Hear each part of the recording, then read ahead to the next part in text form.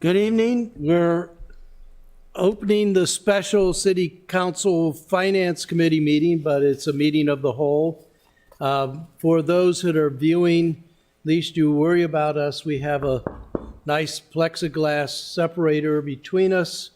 Everyone on the council has been inoculated. In fact, I think everybody in the room.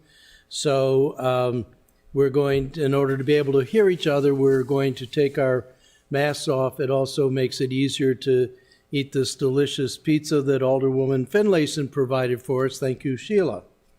So first order of the meeting is to call the Finance Committee members to order, which Alderwoman Finlayson and Alderman Payon are present. We are thankfully joined by several of our colleagues, Alderman Schondelmeyer, Alderman Gay, Alderman Savage, Alderwoman Tierney. And this is an experiment. I'll get into the agenda in a minute. We have to read the minutes from the last meeting. But we wanted to start talking about the budget at this time, even before the Finance Committee gives its report to the council, because it seems we never have enough time to get into the details of the budget on the day that we've set aside to approve the budget, which is June 10th, June 11th, first Monday in June. So without further ado, let me ask approval of the agenda from the committee.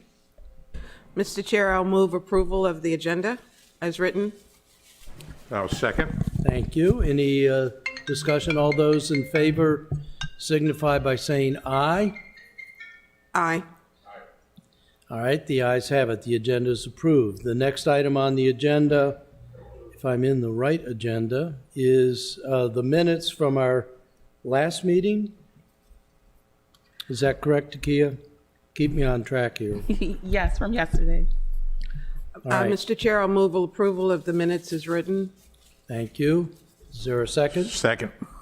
All those in favor of the minutes, please signify by saying aye. Aye. Aye. The minutes are approved. Now, the general concept for tonight's meeting is to start with the big three departments. We've had presentations from the departments. Not every member of the council has been able to attend those meetings, but everyone has copies of the PowerPoint presentations that were presented by the departments.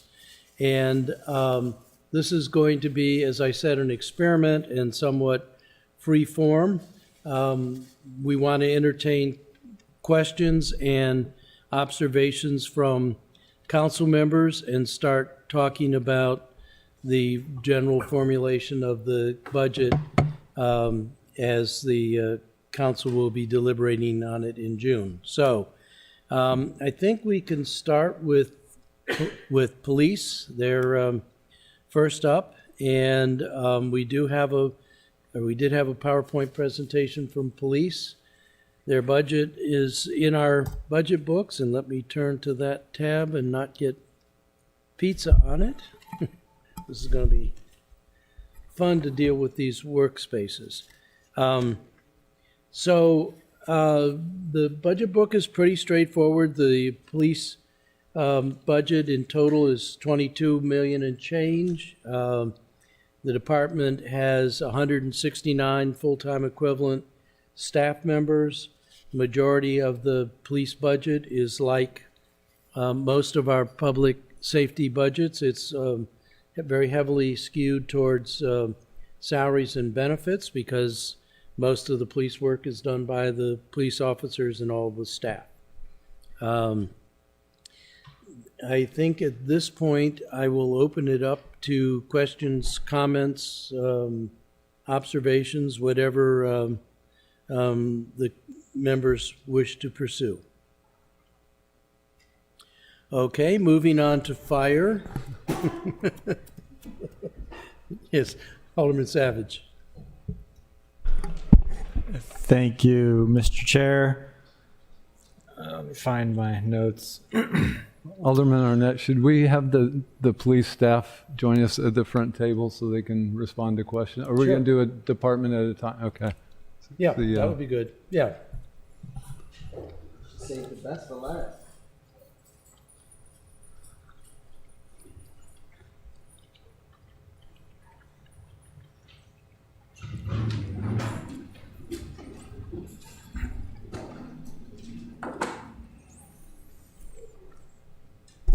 All right. Well, thank you.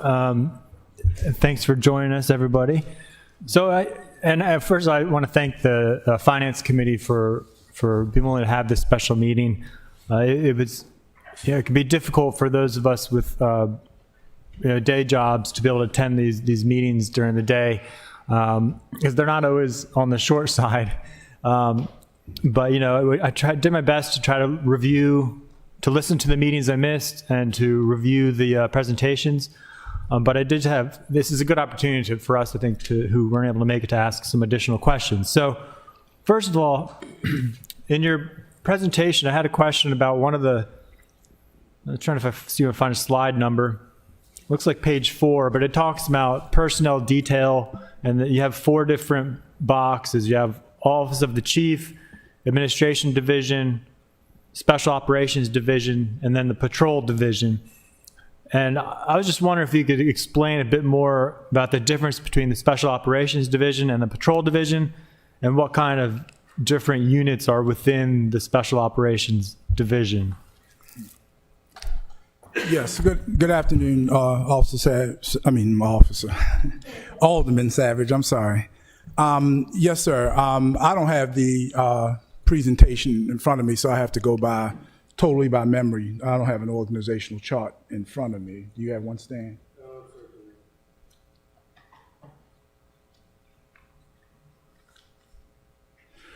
The Office of the Chief, the difference, I'll start off with the difference. The difference between the Office of the Chief and specialized units. Specialized units are exactly that. And I'll further qualify what I'm about to say. Specialized units has everything to do with those type of tasks that people are specifically trained to do. And that would be our SWAT team, that would be our net teams, that would be, well, net's really patrol, and net, we did put net under patrol. So it'd be SWAT, it would be, let's see, SWAT, our drug unit, it would be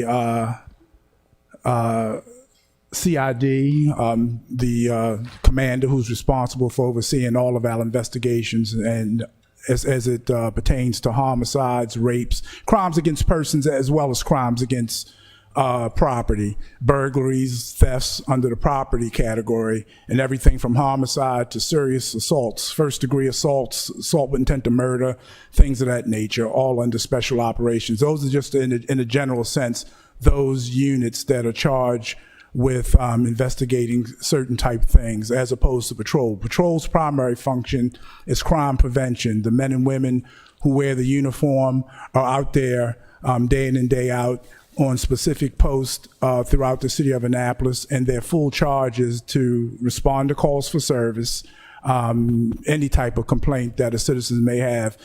Some complaints require for them to immediately notify the detectives, and the detectives takes over the investigation after the officers has conducted a preliminary investigation, a basic who, what, when, where, how, and why. Anything that requires extensive follow-up and is of a serious nature is conducted by the CID, our Criminal Investigation Division. Shootings, whether the person survives or not, if it turns into a homicide, the same detectives, unlike a lot of agencies, they multitask. They perform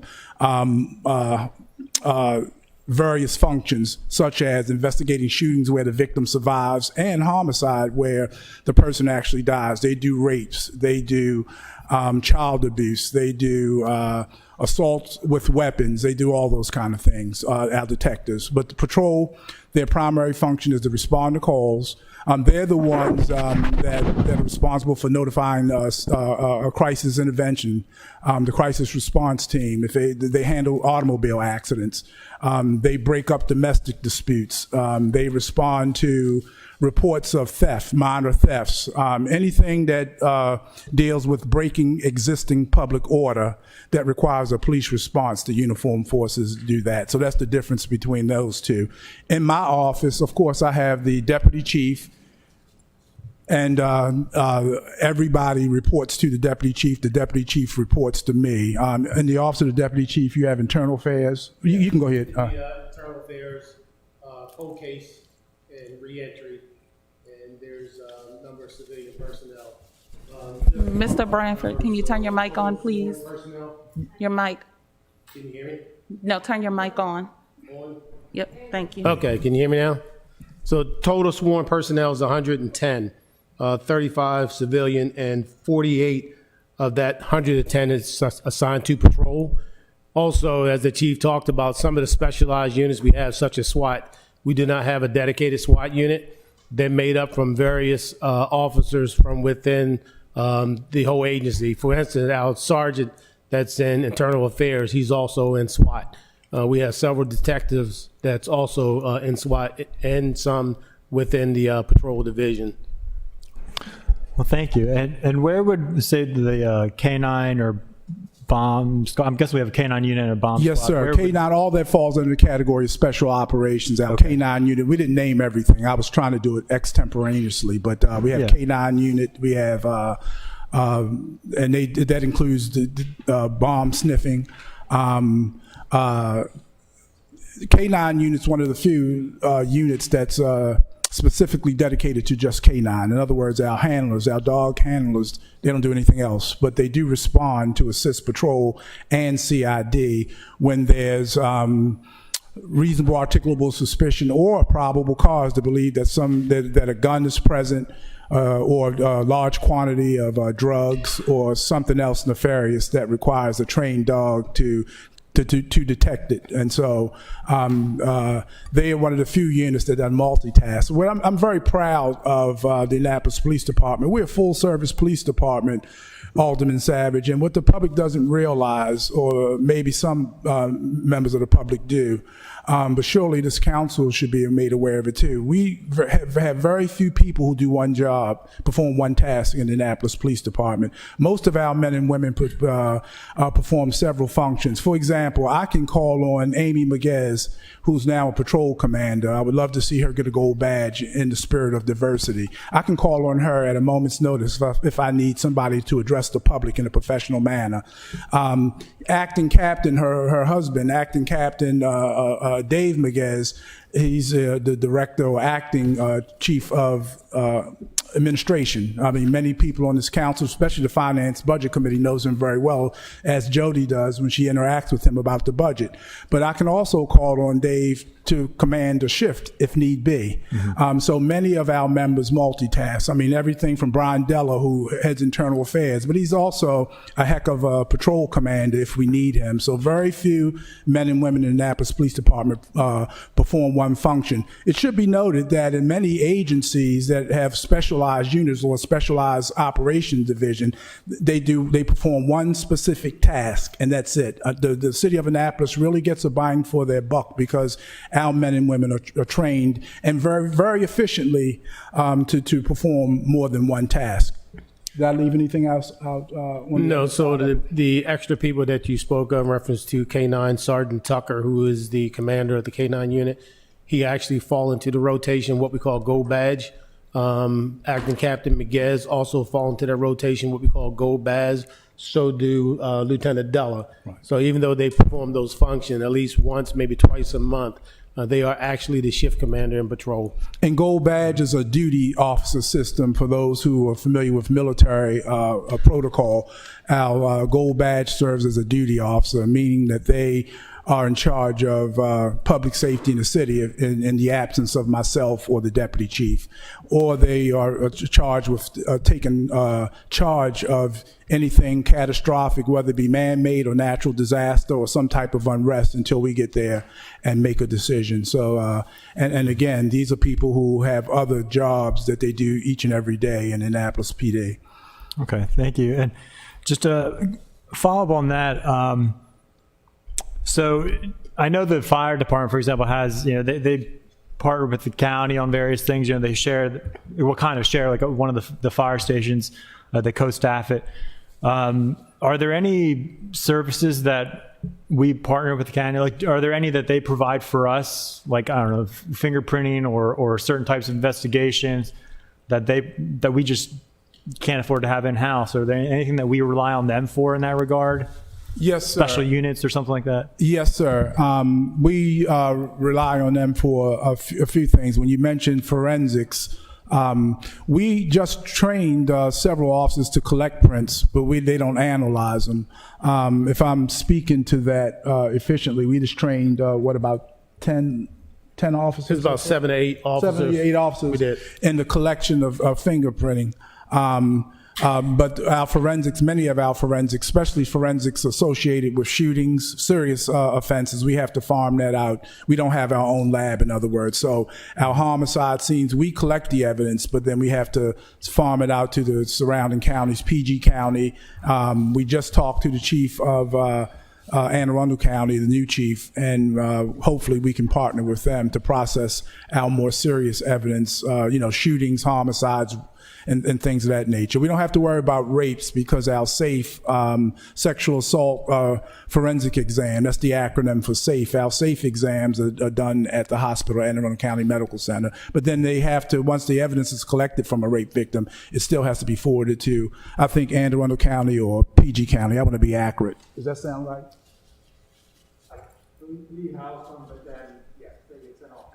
Right, exactly. That's correct. Okay. And one of the things that we don't have that the fire department will provide, we don't have arson investigators. So if there's an arson, I think that falls to the fire department. Unless there is a crime connected to it, such as a homicide, I think we work jointly together. But I think arson investigation fall to the fire department. Yeah, Annapolis is blessed. I'm not speaking for him, but the Deputy Chief Carroll is a marshal, I believe. Okay. Well, Who has he has arrest powers as well for fire-related crime. Well, that's just, I guess planting one seed in your head. I don't think it's anything that we're going to do this budget, but, if there are any, for future budgets, any cost-saving potentials in terms of offloading certain special units, like maybe if we don't necessarily need our own canine unit, can we partner with the county? Or, because I know, for example, I think it was Bowie, I think, uses some of the services from PG County when they do certain investigations and fingerprinting and things like that. And they're much larger than us, but they're able to have a smaller. Well, here's my concern. I'm proud to be the chief of Annapolis Police Department for several reasons. First of all, the dedication of the men and women, and this is from the bottom of my heart. What I don't want to see to happen, we're CLIA accredited. We are accredited through the commission. The CLIA, the Commission on Accreditation of Law Enforcement Agencies. That's what the acronym is, Commission on Accreditation for Law Enforcement Agencies, CLIA. CLIA has national standards. I don't know what the percentage is, but a very small percentage of American police are accredited through CLIA. We just went through a reaccreditation in March of 2020, and we were found to be meritorious. And so I don't want to lose that. Part of maintaining our accreditation is that we have to remain full service. So even if we have to augment our resources by using the surrounding counties, we have to be able to have certain things in place in order to maintain that accreditation. That accreditation is very difficult to get. It affects our bottom line. When we talk about things like insurance, I believe we get 10%. It's a reduction. A 10% reduction as a result of having that accreditation, which is a lot of money. So there are many benefits. Our policies are tied to those standards. And basically what CLIA does, what the Commission on Accreditation for Law Enforcement Agencies does, it sets national standards. Now with the movement here in America and the redefining of police services, it's going to be a lot of work because standards are going to change because the public expects those to be changed. But I would just caution against downsizing the Annapolis Police Department too much. We should remain a full service. It gives the city of Annapolis and the police department a lot of credibility, not only locally and statewide, but it also gives us credibility nationally. We'll certainly And that take reduction into- in insurance is a benefit to the city, not the police department.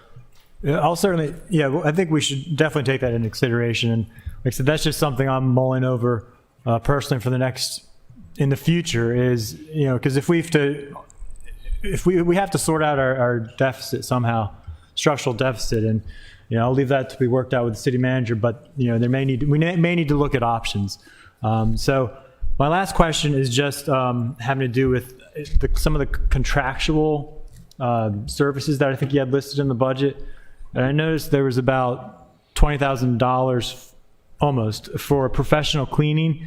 I just wanted to get more information on that in terms of why you think it's needed to have professional cleaning as opposed to just doing it, internally. Well, they say professional cleaning. I mean, they do things like make sure our trash cans are empty, but I think at the core of that is the sanitation part of it, the sanitizing, especially. We've had to up the ante a little bit since the pandemic hit, and that was tied to the building being safe for us to come in. Unlike a lot of agencies, I know myself and my deputy chief and a few others, we've never missed a day since this pandemic. We've come in and exposed ourselves to COVID-19. So the sanitation services, in large part since March of 2020, has been tied to us sanitizing the building. They come in and spray, I think on Thursday evenings, not only our offices in the complex, the front lobby where the public has access to, but they sanitize the vehicles too. And that's sole purpose is for the prevention and spread of the COVID-19. In addition to that, they just make sure that the general maintenance, of course, we're a public building with a lot of ingress and egress.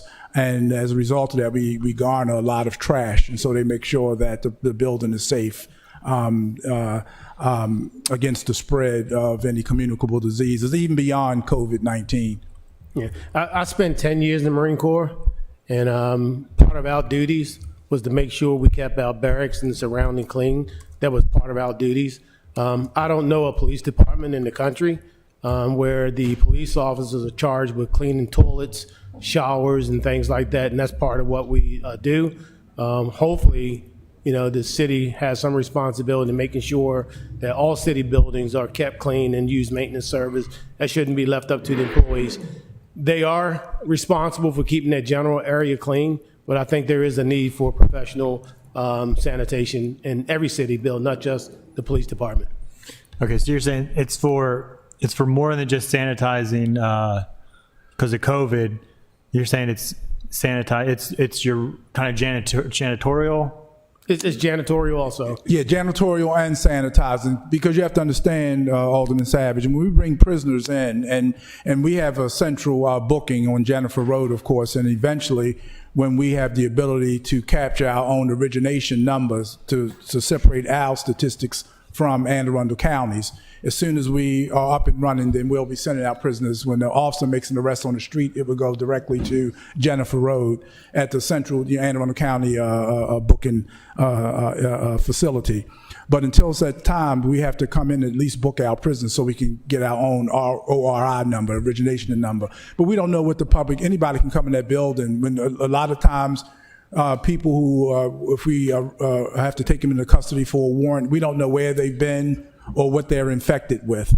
And so for us, sanitation is extremely important because the person could have tuberculosis or some other communicable disease, airborne or otherwise. So our janitorial services, this goes beyond just that. Not only that, we handle evidence. Evidence can be contaminated. So a lot of the services are centered around that. Even with the trash, I get very edgy. Just yesterday, we were coming in the building and I saw an unusual amount of trash, and I had my deputy chief to get right on that because for those various reasons. So we have to be very careful how we mitigate sanitation services for organizations or agencies that deal with the public, where public has access all the time. Mm-hmm. Okay. Thank you. That's all I have, Mr. Chair. Thank you. Alderman Payne, then Alderwoman Tierney. Thank you, Mr. Chairman. Thank you, sir. Chief, good evening. Thank you for coming down tonight. Yes, sir. Thank you for having me. Good evening, Alderman Payne.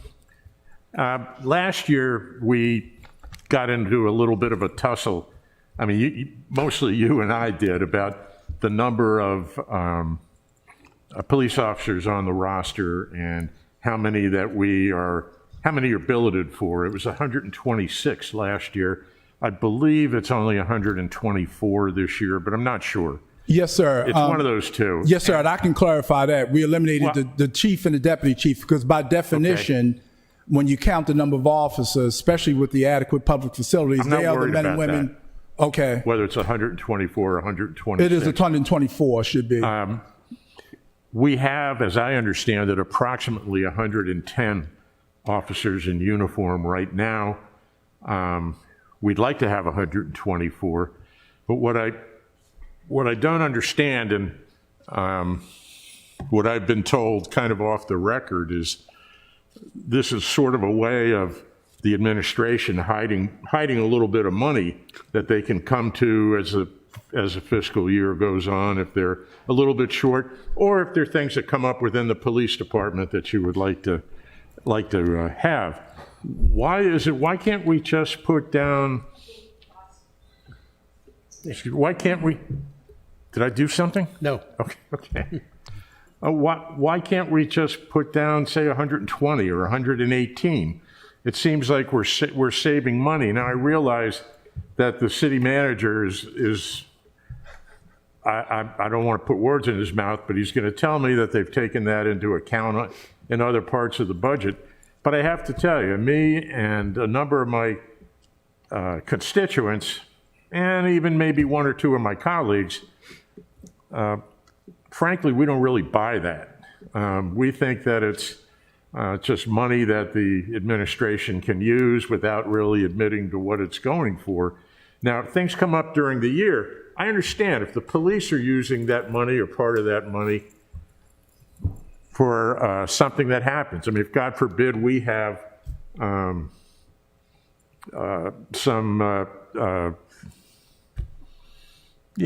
fighting or, rioting in the streets, and we have to call in other people, we have to go to a considerable amount of expense that we had no way of anticipating. I get that. But that isn't what the money's been used for, as I understand it. And I'm just, why do we do that? And why not just say, like I said, some truth in budgeting and say 118? I'd like nothing better than to wake up tomorrow morning and find out you had 12 people that just graduated with honors from the police academy, and they want to go to work for APD, and that'll fill up our roster to 124. That would be wonderful. Alderman Payon, I would come and hug you. Happen. I would come and give you a hug because I like to see the same thing. We currently are staffed at 109, I believe. We had an officer just resign to accept a commission, a senior level commission in the Maryland National Guard. So our true numbers are 109. We had 110 before last week. I was wondering where he was going. Yes, sir. So it's one down. Man. But there's a couple of things that, when we talk about the budget, I know we were asked to, all city agencies were asked to give up a certain amount of money, which hampered our ability to, I think we had to freeze, it was 8 positions? Mm-hmm. So we had to save $800,000 and freeze 8 positions. So we weren't able to fill those. We were only able to fill the ones that were left over that became vacant, if I'm making sense, beyond those 8 that we had to freeze. Another challenge is that we have a local ordinance that says we have to have 3.2 officers for every 1,000 residents. That ratio times the population of the city of Annapolis, it comes out to be 124 minus the chief and the deputy chief. Because when you look at the definition of officers, they are the men and women in Annapolis up through the rank of captain. Is that a CALEA requirement? No, sir. That's just that's defined by the Maryland Police Correction and Training Commission. And you would exclude your deputy chief and chief. Although we're sworn members, our primary charge is to be in the administration of justice or the police department. And so you take us out of the equation, and that leaves us to 124 that we should have according to the formula in the local ordinance. That's the 3.2 per 1,000 times the population. And so I said it publicly before, my vision for a community policing agency, I'd like to have more. I believe, and I say this respectfully, that we need to have more than 124 But officers. The problem is that recruit and try as we might, it's really hard to fill more than 1 or 2 spots a year, from what I can tell. Well, if I can, That's not your fault particularly, or Yes, sir. anybody else in the department, even the council's fault. Our pay is competitive, even when it's a little bit behind. It's not so far behind that people aren't going to look at coming to work here. Well, I think recruitment across the country is kind of difficult right now for what I was gonna police say. officers. But the other thing is that during the chief administration, we just came through COVID, right?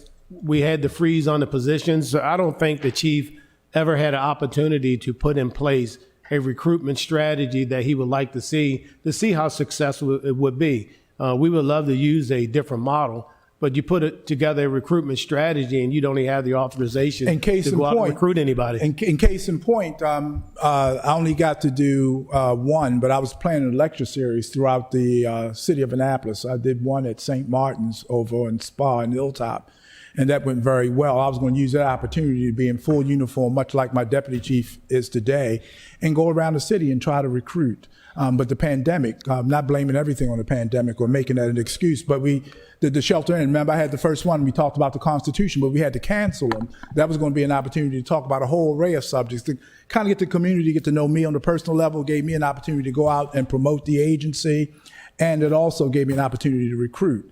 I'm hoping that in the future, my vision is when this pandemic subsides and we get the go-ahead, when the science dictates that we can go back to some semblance of normalcy, that we'll be able to get back out and do those things. But as Stan said, oh my God, given the climate right now in America, many men and women and recruits are afraid to come. And then I want to target those young college graduates, those men and women who are going to be future lawyers or sociologists, and I want them to come into law enforcement agencies so that they can bring those disciplines here, because law enforcement has always been multidisciplinary. There's not a police department in America that's not multidisciplinary, because we have to face multidisciplinary issues. We have to face a mental illness, and we have to face psychiatric problems, drug addiction, alcohol dependency. So we need that type of response. We need men and women with the skill sets that understand that response. And so my argument has been, and I say with all due respect, is that we need to really evaluate the 124. The 124 formula based on the 3.2 per 1,000 ratio. That first of all, the 39,000 residents, that was 2010 census data. Now, I know the census just released their data. I apologize, I don't have the exact numbers. I don't have. Many cities have shown a decline. I know Baltimore has. I don't know what Annapolis's numbers are. The U.S. Census Bureau finally released, and Annapolis has never gone down, by the way. That I do know. I've studied Annapolis, and since the 1860s, population has always increased here, unlike Baltimore. So I suspected, and I've said all along, that when we get the 2020 census data, it's probably going to reveal that our population has increased. Therefore, we need to rethink that 3.2 per 1,000 formula. All right. Thank you, Alderman Arnett, gentlemen. could I Yes, sir. respond as well? Before I turn to Alderwoman Tierney, I think the city manager wanted to make some comments. Yeah, so truth in budgeting. So for each of the 3 departments that are here, they're all large departments and have large staffs, and because of that, we could fund them to 100% of the people being here for the entire year, but that's not reality because there's turnover and there's vacancies, and so we take that into account and we budget accordingly. So for fire and public works, it's a smaller number because they have less turnover and they're able to fill their positions better. For police, that's always been a big number. There's always been a lot of vacancies. So as much as we'd like to have them fully staffed to the 124 number that they have, that never happens. So we take that savings on the expense side in order to help us balance the budget. If in fact they were able to, and this year they actually have a bigger vacancy factor than that. So what happens to that additional savings? It's not some funny money that we stash away somewhere and use for these nebulous purposes. It falls to fund balance. So at the end of the year, if we have a surplus of revenue over expenditures, it's because of savings like that. So it's not, that's how we budget. We budget for some vacancy savings because those are a fact of life when you have a large organization. And if you have additional savings above that amount, then it falls to fund balance. Thank you, City Manager. Alderwoman Tierney, and then Thank you. Alderman Gay, and then I have a couple. Thank you, Mr. Chair. Can you hear me? Yeah. So this Please. is here, so I can't hit Fred. So, but Fred, Alderman Payon, acknowledging your concern about the budget growth. Just keep in mind that we are, as a council, responsible in the sense that any fund transfer over 25,000. In other words, if they were to move money to another fund, we should know about that because we approve any fund transfer over $25,000. So we're all sort of responsible and accountable for this as well. But my question is, I'm just looking at the budget and looking at trajectories and trying to see where on your contract services. It's sort of substantial, a couple of million, and some of them were like a lot of virtual internet stuff. And I was just my question is any of that an opportunity for, when I see virtual and internet, I'm thinking, Comcast, Verizon, or is there any opportunity, or have you scrubbed that for opportunities for savings? The whole list of them, they sort of add up, or are I was a contractor once. I know that it's not always the most economical avenue. So, let me bring Acting Captain Lieutenant Miguez up. He probably can give you a better answer than we can. Oh, sure. Because he knows that a lot better than we do. In general terms, I don't want to go over each line item at all. I just wanted to make sure that you're getting the best bang for the buck.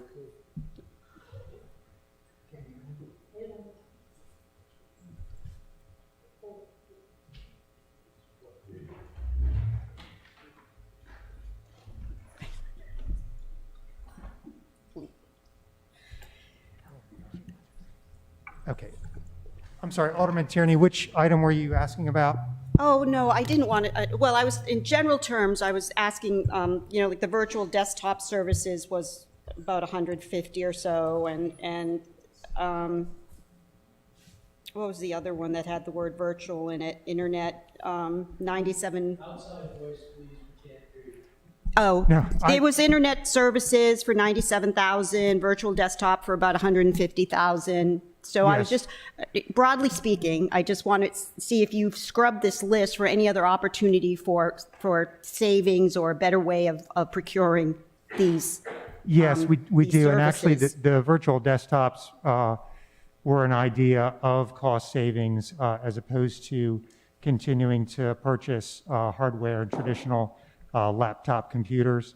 And we do go through, even throughout the year, but certainly at budget time, to see if there are software programs that are more effective than the ones we use, and doing a cost-benefit analysis of those, and seeing if there are any, because they so frequently, there's a high turnover rate in the market for things like that. So we're typically looking to see if we have 3 programs that we need currently, is there maybe one on the market that's been tried and true enough that we could replace 3 with 1 or something like that. That you don't have to continue. You said cost savings analysis is what I wanted to hear, yeah. And that's what you do. So thank you for that response. And my second and last question is ignorance on my part. But the other thing is there, I feel, we have extra pizza and soda if anybody's hungry or, I just kind of feel. Well, I know. They're just being so polite. Yes. Okay. All right. Then I'll keep eating. And this might be an accounting question. The forfeiture and asset seizure fund budget summary, it's a negative. It's a negative, and that's not good. I mean, it has always been a negative. But can you explain again, for my ignorance, what's going on there and why the revenues aren't keeping up with the, thank you, Jody. Yes, that's an accounting question. The forfeiture asset seizure fund has a fund balance that they carry forward typically year to year. And what you're seeing in the budget book is the revenues, the new revenues that are coming in, and then the amounts that we have appropriated for spending. And the amounts that are appropriated for spending include the planned spend down of that fund balance. And so if you look at the first few schedules that are in the front of the budget book, we talk about the planned use of fund balance, and one of them is that fund, where they have accumulated monies there that haven't been spent, and we'd like to be able to appropriate all of that fund balance plus what they plan to receive in the current year. So you're just seeing new revenues compared to expenses, not the fund balance piece that's going into fund those expenses. And you do the appropriations? Yes, we have to set up appropriations for every dollar that might go out of the city. So if it's fund balance, we still have to appropriate for it because it's going to leave the city, whether it's sitting there in a fund balance or reserve, or it's new revenue coming in that we're spending. Okay, thank you. That's all I have. Thank you. Thank you. Alderman Gay. Thank you. I have a couple of questions. Can't hear you. Can you hear me now? Yes. Thank you. I have a couple of questions. My first being hypothetical. If we were to cut 10 police officers today in the budget, if we were to amend and cut, without being worst case scenario and saying the town would go to hell, what would happen within the police department in regards to shifting? Now, I'm not talking about crime, because I don't believe we can have 300 police officers on the field. Crime is still going to happen. To the point you made in when there was an incident in Eastport Terrace and then the car was several feet away and a guy pulled out a gun and shot a young kid point blank. He didn't care. Crime is going to happen. There can be a cop on every block. So if we cut 10 officers, how would you handle it administratively? I'm not worried about the streets. The streets will be the streets. I'm worried about the administrative control. Well, it would be difficult because, as you well know, Alderman Gay, that I'm accountable to you. I'm accountable to the citizens. And it's, I understand your question very well. It's a difficult question to answer in that we have to have a certain amount of police officers geographically, I believe, to prevent crime on the crime prevention end. You're right.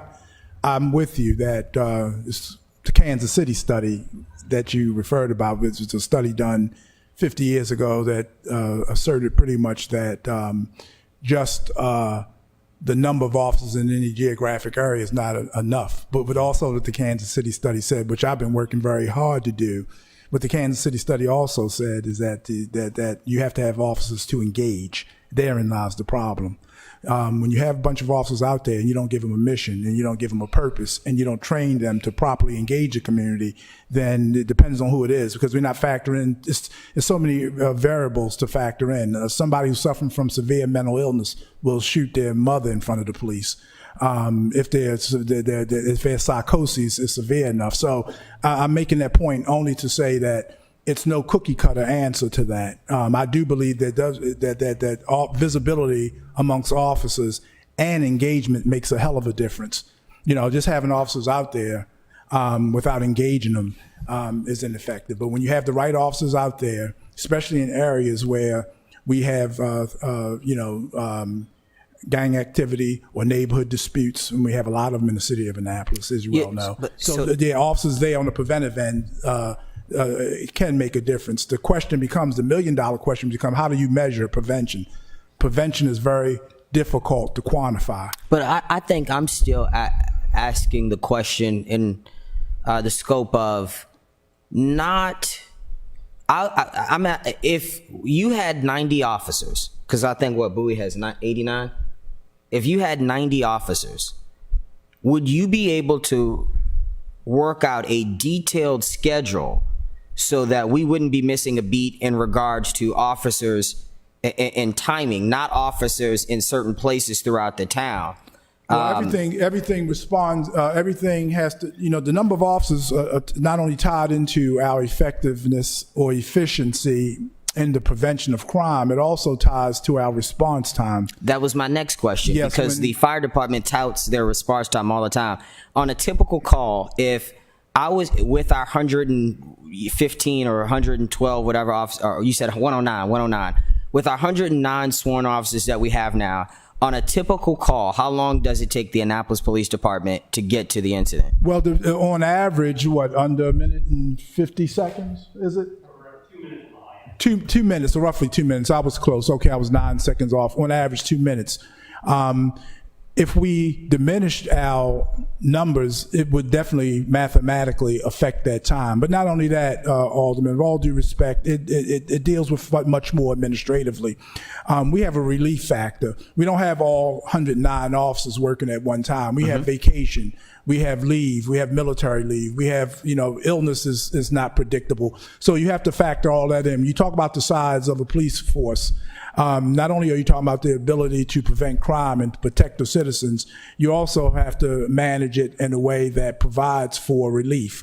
We go out on the street on average with 7 officers. I think we have 7 posts and a shift commander, and many nights, most nights I would argue, with K9. And then you factor in the days when we really have the luxury that we can use officers in other roles. We do, especially when we have when we're trying to apprehend people for the most violent crimes in the city of Annapolis. But when you talk about 109, you're talking about our response time. You're also talking about our ability to grant vacation leave, sick leave, and other benefits, detail time. Our officers are required to be recertified every year, so we have to, it's called in-service training, but we have to take them off the streets so they can meet their certification. But in general, the police department would have to be reorganized and restructured if there was a reduction in staff, but operation wouldn't be difficult. You'd still be able to, as the police chief, establish some sort of system where you'd have enough sworn officers, and I'm talking with operating with 90, would you have enough sworn officers on the street to protect the community? I mean, it depends. I mean, you have calls. For example, all it takes is for a catastrophic incident. We have 7 officers on the street. You get a bad fire where you need officers at multiple points to help with directing traffic, or if you have an active shooter, or if you have but in those instances, wouldn't then the mutual aid contracts come into place? We have the city of Annapolis, and I'm just, again, this is all hypothetical. We have 90 officers. Something breaks out, you got 5 on or whatever. You need the assistance. Isn't that when we can say, hey, state police, hey, county police, hey, what is this right here? Capitol Police. Capitol Police. Yeah, yes, sir. I think that was the point that my colleague from Ward 7 was trying to make earlier in regards to mutual aid contracts. But it's not that simplistic in that every second counts. Wait a minute, every second counts. You want to have officers deployed in a way that all areas of the city is covered. We have 8 wards, and we'd like to have at least an officer in each ward on a daily basis. And then we also have to be able to respond to different instances. That's what I mean when I say it's no cookie-cutter approach. Unlike a lot of jobs or a lot of occupations, human behavior is unpredictable. Therefore, policing automatically becomes unpredictable because we don't know. I don't know what's going to happen tonight. Well, I'm sorry, Stan. I don't know what's going to happen tonight. When I leave here. None of us know what's going to happen tonight, so we always have to be prepared. A lot of policing is to be prepared to respond to things that we can't predict. And so I would argue that and I haven't even gotten into the other things. You know my vision for a good community policing, which is still being realized, a good community policing strategy. So we take officers away from doing those soft things that we love to do with the community. And the community loves seeing police officers a softer side of policing. They love it when we can take young people on trips and fishing and my reentry program to help people from short and long-term periods of incarceration to reintegrate into the city of Annapolis. So if we downsize the force, all those other things that we do that I think affect the overall quality of life for the citizens of Annapolis would be affected by that. Alderman Gay, I think think your scenario assume that the only thing the police department respond to is crime. It's crime, right? And we don't. That's not the only thing we Well, respond I'm to. sure that the Bowie Police Department, Frederick City Police Department, what were the others? College Park. I'm sure none of them just only focus on crime. There No are police a department. No police department only respond to crime. That's So right. there's a lot of different things that we do. But to answer your question, yeah, we could do that. We would have to cut services, and then we would have to come back to this council to figure out exactly what. But I would tell you this, and I said this before. We have some issues in the city, and public safety, I think, is something that every citizen in this city want, right? What importance is it? If I go down to the lower end of Annapolis and I go to Chick-fil-A, right now in Chick-fil-A, they probably have about 9 or 10 people in there to make sure you get your sandwich and you get your salad. They have more people working in that 3,000 square foot building than we have police officers at night handling all these problems that the city can be exposed to. Do you think that's exclusive to the city of Annapolis? No, it's not, but it is part of Annapolis. If you place more emphasis on getting somebody a sandwich and a salad than all the diverse problems we have in the city with 7 officers. Well, Chick-fil-A I mean, we could always cut services. We could always cut services, and we have to come together as a collective body to figure out what services need to be cut. But to assume the only thing police officers respond to is crime is I don't know how you got that insinuation. But because you said crime. Okay, well, crime, mental health, whatever you else respond to. The police chief has made it very clear, also on several occasions, that he feels the police do too much. No, what I'll say, can I clarify that? Let me move on to the next question because staffing is getting. What I said, to the next question. There's no African American liaison listed. There hasn't been in previous budgets. My question is why, considering more African Americans are probably arrested in the city of Annapolis than any other race? Should there be a particular individual that focuses on those communities and not a large blanket approach? I think we all have a responsibility.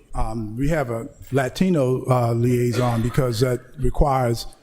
It's not the mainstream culture. Not every officer speaks Spanish, and not every officer understands the dialect or understand the problems with immigration. But I would argue that with people like Robert Horn with reentry, he does more than just reentry. Myself as the chief of police, we all are very active in the community. So I would argue that we do have an African-American liaison. It's called us. It's called the men and women of the Annapolis Police Department, the men and women who are of color and understands the culture. Like a rising tide lifts all boat type of thing. I mean, if that's how you want to characterize it, but community outreach occurs tremendously in the city of Annapolis. I would argue that with anybody. Okay, I'll get to that later on. I have that listed too. CALEA benefits you discussed. You said one of them was just the insurance rates. Could you go a little bit more into detail about what the taxpayers benefit from being the police department being accredited by that program? Yes, sir. And I don't want to underscore that CALEA primarily is to set professional standards for the Annapolis Police Department. A benefit of being certified nationally says that we have an agency where the culture adheres to national standards in policing. So as a result of that, being good stewards over the administration of the Annapolis Police Department, most insurance companies, I know we are self-insured, but we get a benefit, 10%, I believe it is, for being certified. And it tells people who have to pay, whoever our indemnifiers are, that we have standards. We're not just operating ad hoc. We don't develop things as it comes along. We have policies and procedures. What CALEA does is try to anticipate every type of scenario, and no accrediting body, whether you're talking about a college and university accredited body or a law enforcement one, can anticipate everything because new trends come up. But that's the purpose of CALEA, is that it does, one of the benefits of it, not only does it make our men and women more professional, not only does it help with us crafting good, sound policy, But one of the benefits is that it lessens our liability by a little. Yeah, I had some other questions in regards to that. What we get in the 10% savings from CALEA, is that worth it in the end in regards to how much it would put in to pay for the actual accreditation, how much would actually have to pay for the training? Does it balance out? Absolutely, Alderman. I've been doing this all my life. I've been in this business 40 years, and I know the power. I served in an agency for the first part of my career that I wish was CALEA. I wish Baltimore Police Department was CALEA certified. Baltimore County is, but not Baltimore City. Because what it does, it deals with the trends, it deals with topical issues right now. We have to have, according to CALEA, our policies have to be in line with the Justice Department's mandates. It addresses things like chokeholds and use of force and all those type of things. Education, training, how we store evidence, how we process prisoners. It deals with all of that. It deals with, as a matter of fact, a true story. When we would, for accreditations, Deputy Chief Branford was a contractual to help set up the cold case squad. Once I articulated to the assessors from CALEA and told them we were establishing a cold case squad, that put us over the hump to achieve meritorious accreditation with merit. We just renewed last year. And that's because in large part that we've established a cold case squad, that we were telling CALEA that if we don't solve that case when it's hot within the first 48 hours, if we don't put that homicide down, we haven't forgotten the victims. We haven't forgot that person who lost their life. We're going to continue to investigate it vigorously because there's no statute of limitations on murder. You can once you have enough evidence and the prosecutor's willing to go forth, it could be 50 years later. And if that person's still alive to answer, I wanted to get into that later. So that's CALEA. That's just an example of the things that the benefits of being certified. Okay. Next question. The computer aided dispatch. I checked out the webpage and looked into some more of what it had to offer, and also its maintenance. And it said two things that I just had to ask about in regards to hiring staff and budgeting. It says to run the system, you have to have a system administrator and a CAD administrator. So is someone on the staff trained for that, or do you plan to contract that service out? No, we had, what's the name? Okay, go ahead. Yes, we have current employees who hold those roles. So they're just roles for that CAD system. They're not individual position, full or part-time positions that have to be staffed for it. Okay. And I didn't see in the budget, maybe this can be shown later, a breakdown of how much either we put into something like the accreditation from CALEA or the CAD Director Dickinson. I didn't see that online either. I'm sorry, the CALEA accreditation is a little under $4,600 a year. Yeah. Okay, awesome, thank you. The CAD project was a multi-year project, and I can't remember the number off the top of my head, but it was a few $100,000 over a number of years. One-time fee? No. Or is it annual? The implementation cost spread over maybe 4 to 5 years, and it was about $140,000 a year. So I'd have to look up the totals and how many years it went over. But this is the last. Was it 21 was the last year? Yes, I believe. Yes. This is the last year that we make the payment. That's correct. It was, I believe, $156 a year, and then plus a smaller maintenance charge on top of that. Yes, and the maintenance charge will probably continue from year to year, but the setup cost is done now. Okay. My next question was that police recruiter, we've been talking a lot about police recruiting, but there's taken out of the budget. Is that a particular reason why? It's included in training and education. So there will no longer be a police recruiter, but training dollars allocated for. I'm sorry, I thought you were talking about the function. The position was actually a part-time assistant to our recruiting officer that we had used a number of years ago. And so we no longer needed that part-time assistance. But Awesome. we do have a full-time recruiting officer, and we are currently hiring. And then I just had two last questions. I'm looking at your slides, sorry.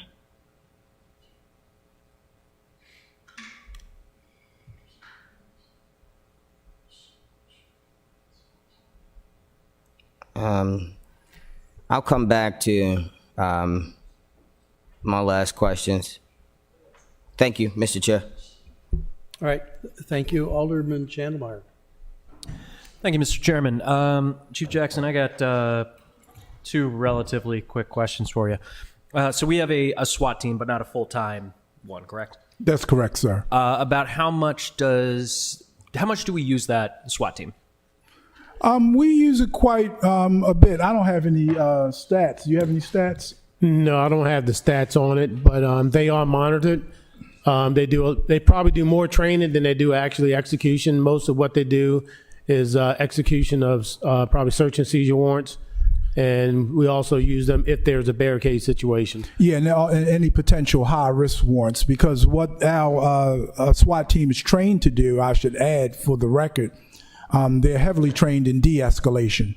So a lot of times when you bring the SWAT team in, especially if a person's armed, it de-escalates as opposed to escalating it. They're more quick to just to give up and submit. So Talk someone out of a barricade. But we do Yes, keep sir. those numbers, so I can get those numbers. we can get those numbers to you. If you could give me those numbers, and I'm also curious as to what our definition of high risk warrants is. There is a national problem of SWAT teams being used to serve a warrant for almost any kind of situation. I want to make sure that we don't use that, and if that's a potential way to save, that No, sir. One of the things I said when I first got here, and my deputy chief was in agreement, we have some of our best conversations at this time of the day because we're not motivated by the noise. I asked the deputy chief to make sure that he monitors when that SWAT team goes out, so they don't leave it up to their discretion when they make an entry. But to define high-risk warrants is simply this: any warrant based on the affidavit, the probable cause that would lead a reasonable and prudent person to believe that there's a high risk of serious injury or death. And so the whole purpose of it is to have men and women to go in and train on how to not only de-escalate but disarm. The average patrol officer is not trained. It prevents officers being injured or shot in the line of duty when we send them in, when we receive intelligence information that we have a real bad actor who's willing to shoot either somebody in the home, take hostages, or shoot at law enforcement when they're trying to execute a warrant issued by a judge. But the process goes like this. Officer obtains a warrant, search and seizure warrant. He does what's called a risk assessment, and that's the actual form that we keep. He goes through that risk assessment. Once he does the risk assessment, it goes to the commander of the SWAT unit. The commander of the SWAT unit, he will make the assessment whether or not SWAT is used or whether SWAT can aid in the entry of that location. Prior to making that decision, the SWAT commander will consult with myself and the chief. We will go over that risk assessment, and we will make the ultimate determination whether or not that warrant is executed by the SWAT unit or some low level. And it has like a numerical score. It's a numerical score. And some of the things that goes into that would be the history of that location, how many other people with records is in that location, whether there's not weapons that's used, location for drugs. So it's a bunch of different categories that have to be answered during that risk assessment before it can be granted for a SWAT entry into their home. And in a general sense, CAD will help us out with that too, computer-aided dispatch, because an important part of CAD, once we get it fully implemented, it is up and running. They have a hazard file. And what it does is store data. So if a person has mental illness or they're in crisis and the officers have been there repeatedly, to have the crisis response team and dispatch will be armed with that information. And way before the officer get there, they can get the ball rolling to do some of the things that the council's been asking us to do repeatedly whenever we have a crisis in this city. So it's not just the guys are suiting up like the old 60s TV show and they all jump in the truck and go there like cowboys. No, it's an administrative process, and we have to sit down and we'd be more than willing to share that with you and show you how that works. Thank you. And second, I'm probably going to be the only person who gets upset about a proposed revenue stream during this meeting today with the asset seizure. How do we come up with that proposed number? Because civil asset seizure is kind of a controversial process. It's basically state-sanctioned robbery in a lot of cases. So I'm kind of trying to figure out what's our standard for civil seizure here.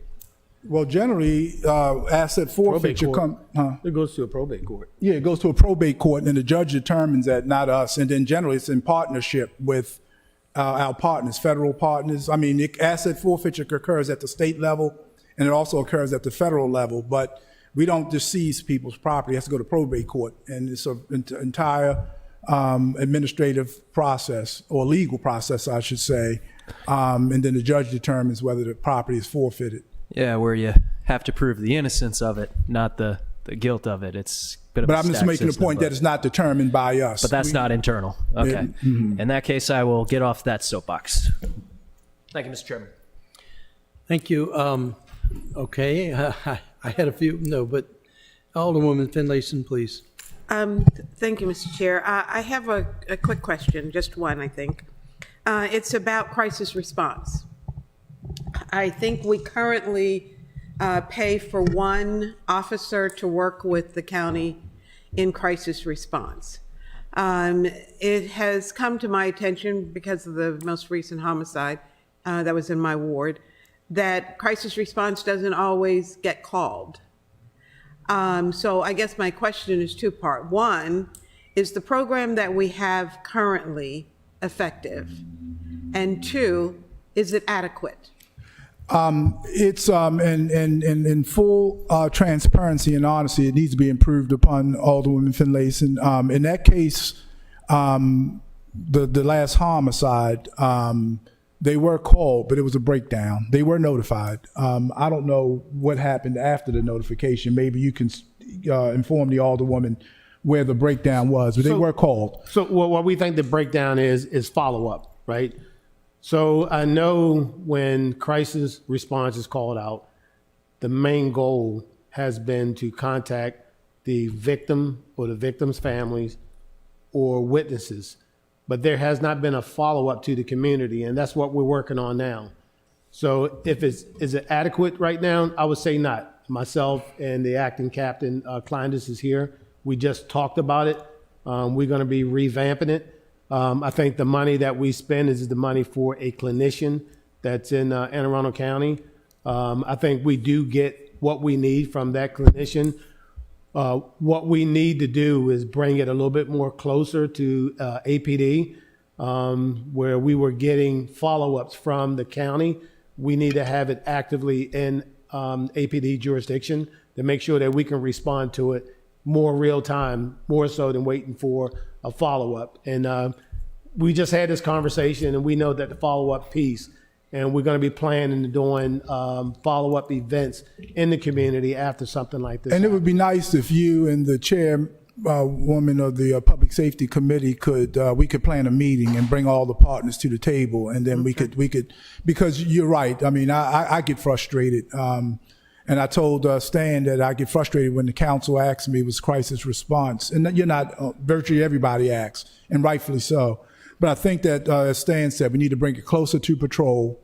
And I think that I want to give Rhonda credit because she suggested, I argue with my staff all the time, but I don't take, when they come up with a good idea, I like to acknowledge that it came from them instead of me. And then I go back to arguing with them.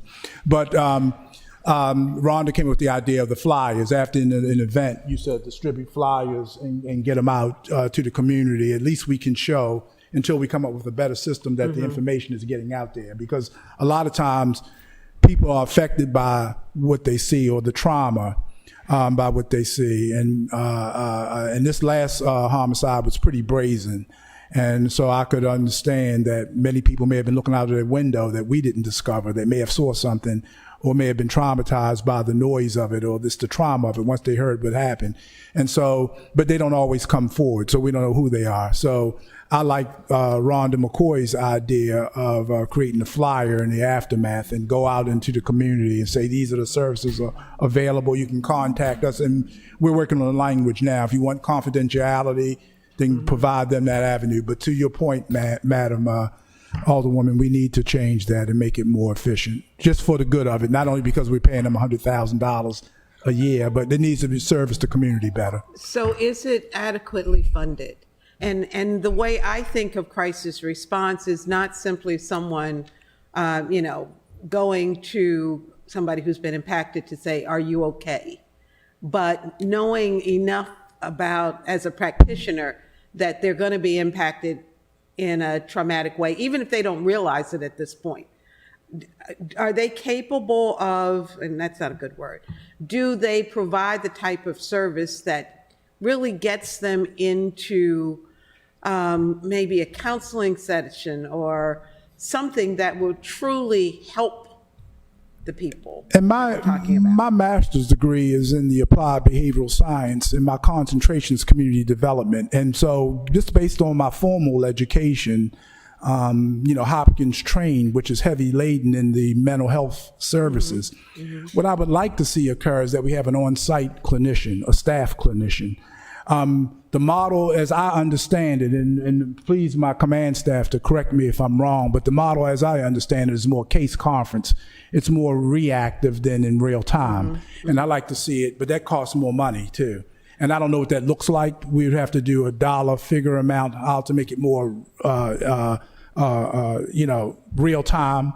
And I'm not saying there's not incidents where it hasn't been real time, because certainly it has. When we had the homicide in Annapolis Garden with young Cameron Wallace, they were very out there that night. I was out there, and so were they. And there's been a couple other incidents where they were out there. But I would like to see us have somebody that's accessible to us in real time, almost like a staff clinician to work with our people. Well, Chief, I'm going to ask you to give me some numbers on what that would take. Yes, ma'am. Because in my mind, that's an extension of the community policing model. Ms. Dickinson's turning around and looking at me. I know what you're thinking. I know what the rule is. If you spend it, you got to find the money for it. I got it. But in terms of a checkoff box, Madam Finlayson, Alderman Finlayson, we do notify SITs almost all the time. My frustration is it's not enough to be a checkoff box. As Stan said, there needs to be comprehensive follow-up. And I would like to see that as part of our community policing model. Yes, ma'am. That's a component in my mind, again, it's just in my mind, but that's a component of what community policing should be about. Yes, ma'am. We talked about it, and we're in the process of remodeling that for APD. We do take it serious. We have 25 officers who are CIT trained. Also, I think we have two dispatchers that's CIT trained also. So we're going to continue to make sure that every officer can get the training when we can, but we are going to revamp the program. Great idea. I like the idea of them all being trained. Thank you. Yes, ma'am. Yes, ma'am. Thank you. I want to thank my colleagues because you covered a lot of the things that I would have asked. I'm on. You can't hear me? That I would have asked had I gone first. But I do want to return to this staffing issue, and it's a very complex issue. It's over 86% of your budget, and it has many facets to it. So there's the at full staffing, 124, which meets the 3.2. We can certify that we've met adequate public facilities for projects. For years, I think we've been certifying adequate public facilities when we really didn't meet that ratio because of we've heard tonight, and Chief, you've testified to that fact before the Board of Appeals. We are now down to 109, 110 going into the budget hearing, down unfortunately to 109, and that also has some impacts I think Deputy Chief, you testified that on many shifts we have as few as 6 or 7 officers. I don't think most citizens are aware that the number is that low.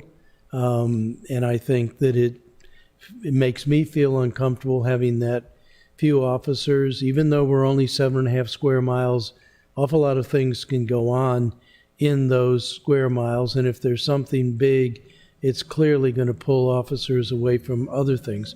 But it affects this sort of commonly held notion of community policing. Alderwoman Finlayson has spoken in the past about having an officer that is dedicated to each ward.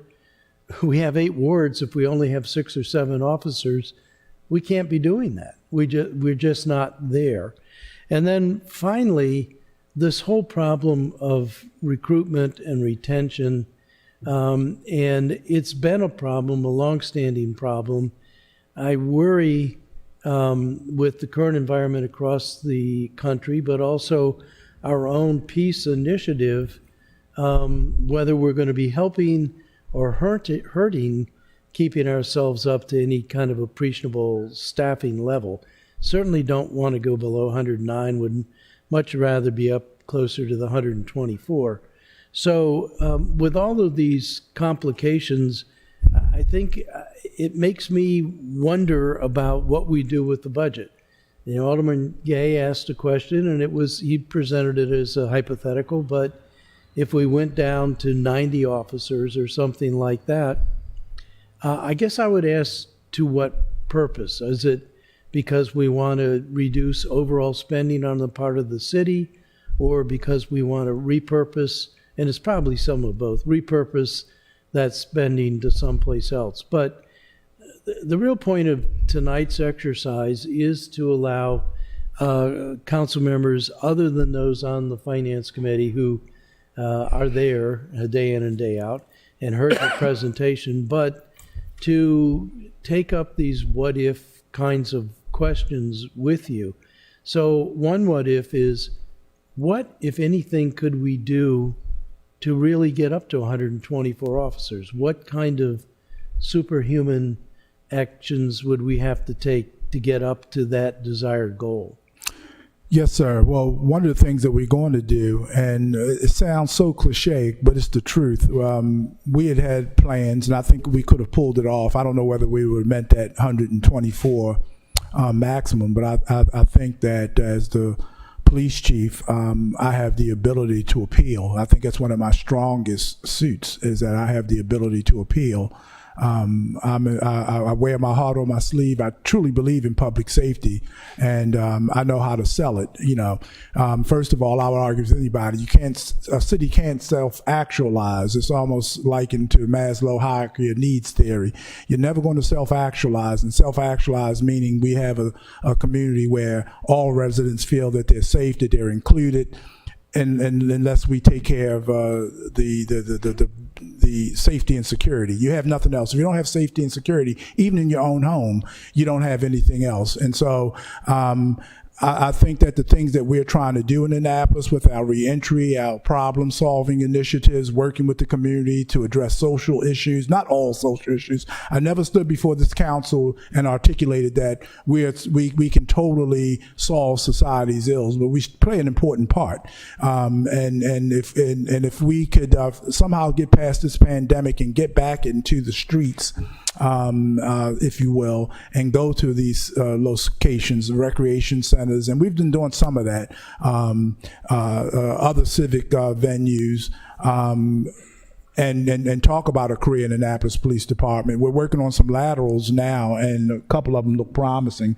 I just don't take anybody. I'm very picky because I know we are living in trying times, and every day I come to work, I try to prove our detractors wrong, because to be honest with you, the Annapolis Police Department has been way ahead of the curve, knock on wood.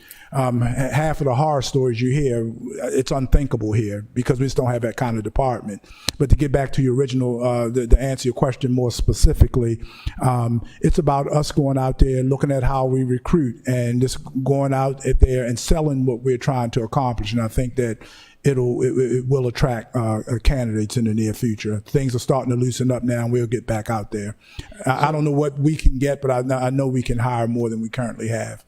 So let me amplify on this question, and it was brought up at the Finance Committee hearing, and you had a fairly strong reaction when we talked about having officers, unarmed officers, doing less intense, like traffic, things like that. There's another tangent that is along the lines of what Alderwoman Finlayson brought up, which is sworn officers who are much more going out to deal with social, mental crises. They don't necessarily have to have all the training to carry a gun and things like that, but could be a new mode or model of policing that changes the way we've been doing it in the past. Have you been thinking it all along? Yes, sir. And let me clarify. And I did have a strong reaction to that. Yes, you and did. the reason why is because far more statistics, if you look at just about everybody will admit, far more police officers are killed in car stops than citizens. It really is. Far more. So it's far more dangerous for a police officer to pull over a car than it is for the citizen. And that's why I had that reaction, because I thought that the question operated off the premise that whenever we pull over a car, the citizen's at risk. Statistically, the officer is far more at risk. It's not even close. And so having said that, I don't disagree. I think that we have to try to come up with a model where when people are in crisis, and that's what the crisis response team, I hear you loud and clear, is supposed to accomplish, that we don't have a criminal response. But we also have to factor in that a lot of people who are in crisis can be dangerous. A lot of them are suicidal, and when they become suicidal, it's very easy to become homicidal. And so you have to be careful, and that was the point that I was trying to make, that they're not, it's very complex. You never know. I've seen things go from being relatively docile, a person who's in crisis or suffering from mental illness one minute, and you never know what's going to trigger them. It may not have anything to do with the officer. They may see something or hear something that sets off a trigger, and all of a sudden they go from 0 to 60 in a matter of seconds, and then the officer's fighting for his or her life. So that's why I had that response that I had the other day. It's not just that simple. Can we pursue that a little bit further? Yes, sir. And I thought it warranted more discussion. I thought it warranted more analysis, and I just thought that it was attacking the institution of law enforcement, because I know that having been in this business a long time, all of my adult life, that whenever we pull over a car, that's one of the most, and I can speak to that personally. The thing I feared most was pulling over cars, because you just never know what's on the opposite end of that. And unless you've done that before, it's pretty harrowing, especially when people are not cooperating. And I'm not justifying police using deadly force unnecessarily, but I just think that it was far more of a complicated subject than we gave time to the other day. So something that you've thought of, I'm sure, more than I have, because you're a professional, but it seems to me like there's a cycle. I mean, that we're upping the ante as more people get pulled over and shoot police officers, or more police officers shoot people. It just feels like we're building a vicious cycle. If it was known that traffic enforcement officers were not armed, and if it was acceptable if a traffic officer comes and pulls over a car and someone brandishes a gun, that the officer backs off, let them go away, get down their license plate, we'll catch up with them at some point. I mean, that's part of what I think we're thinking about in this peace initiative is the de-escalation. And we don't have to immediately apprehend and cuff and bring people in. We can say, okay, we know who you are, we saw what you did, we have ways to following up, and we'll come to your house or wherever. But then I'll give you a scenario, a realistic scenario. You got that person brandishing that gun in front of the officer just abducted somebody, and she's in the trunk of the car tied up.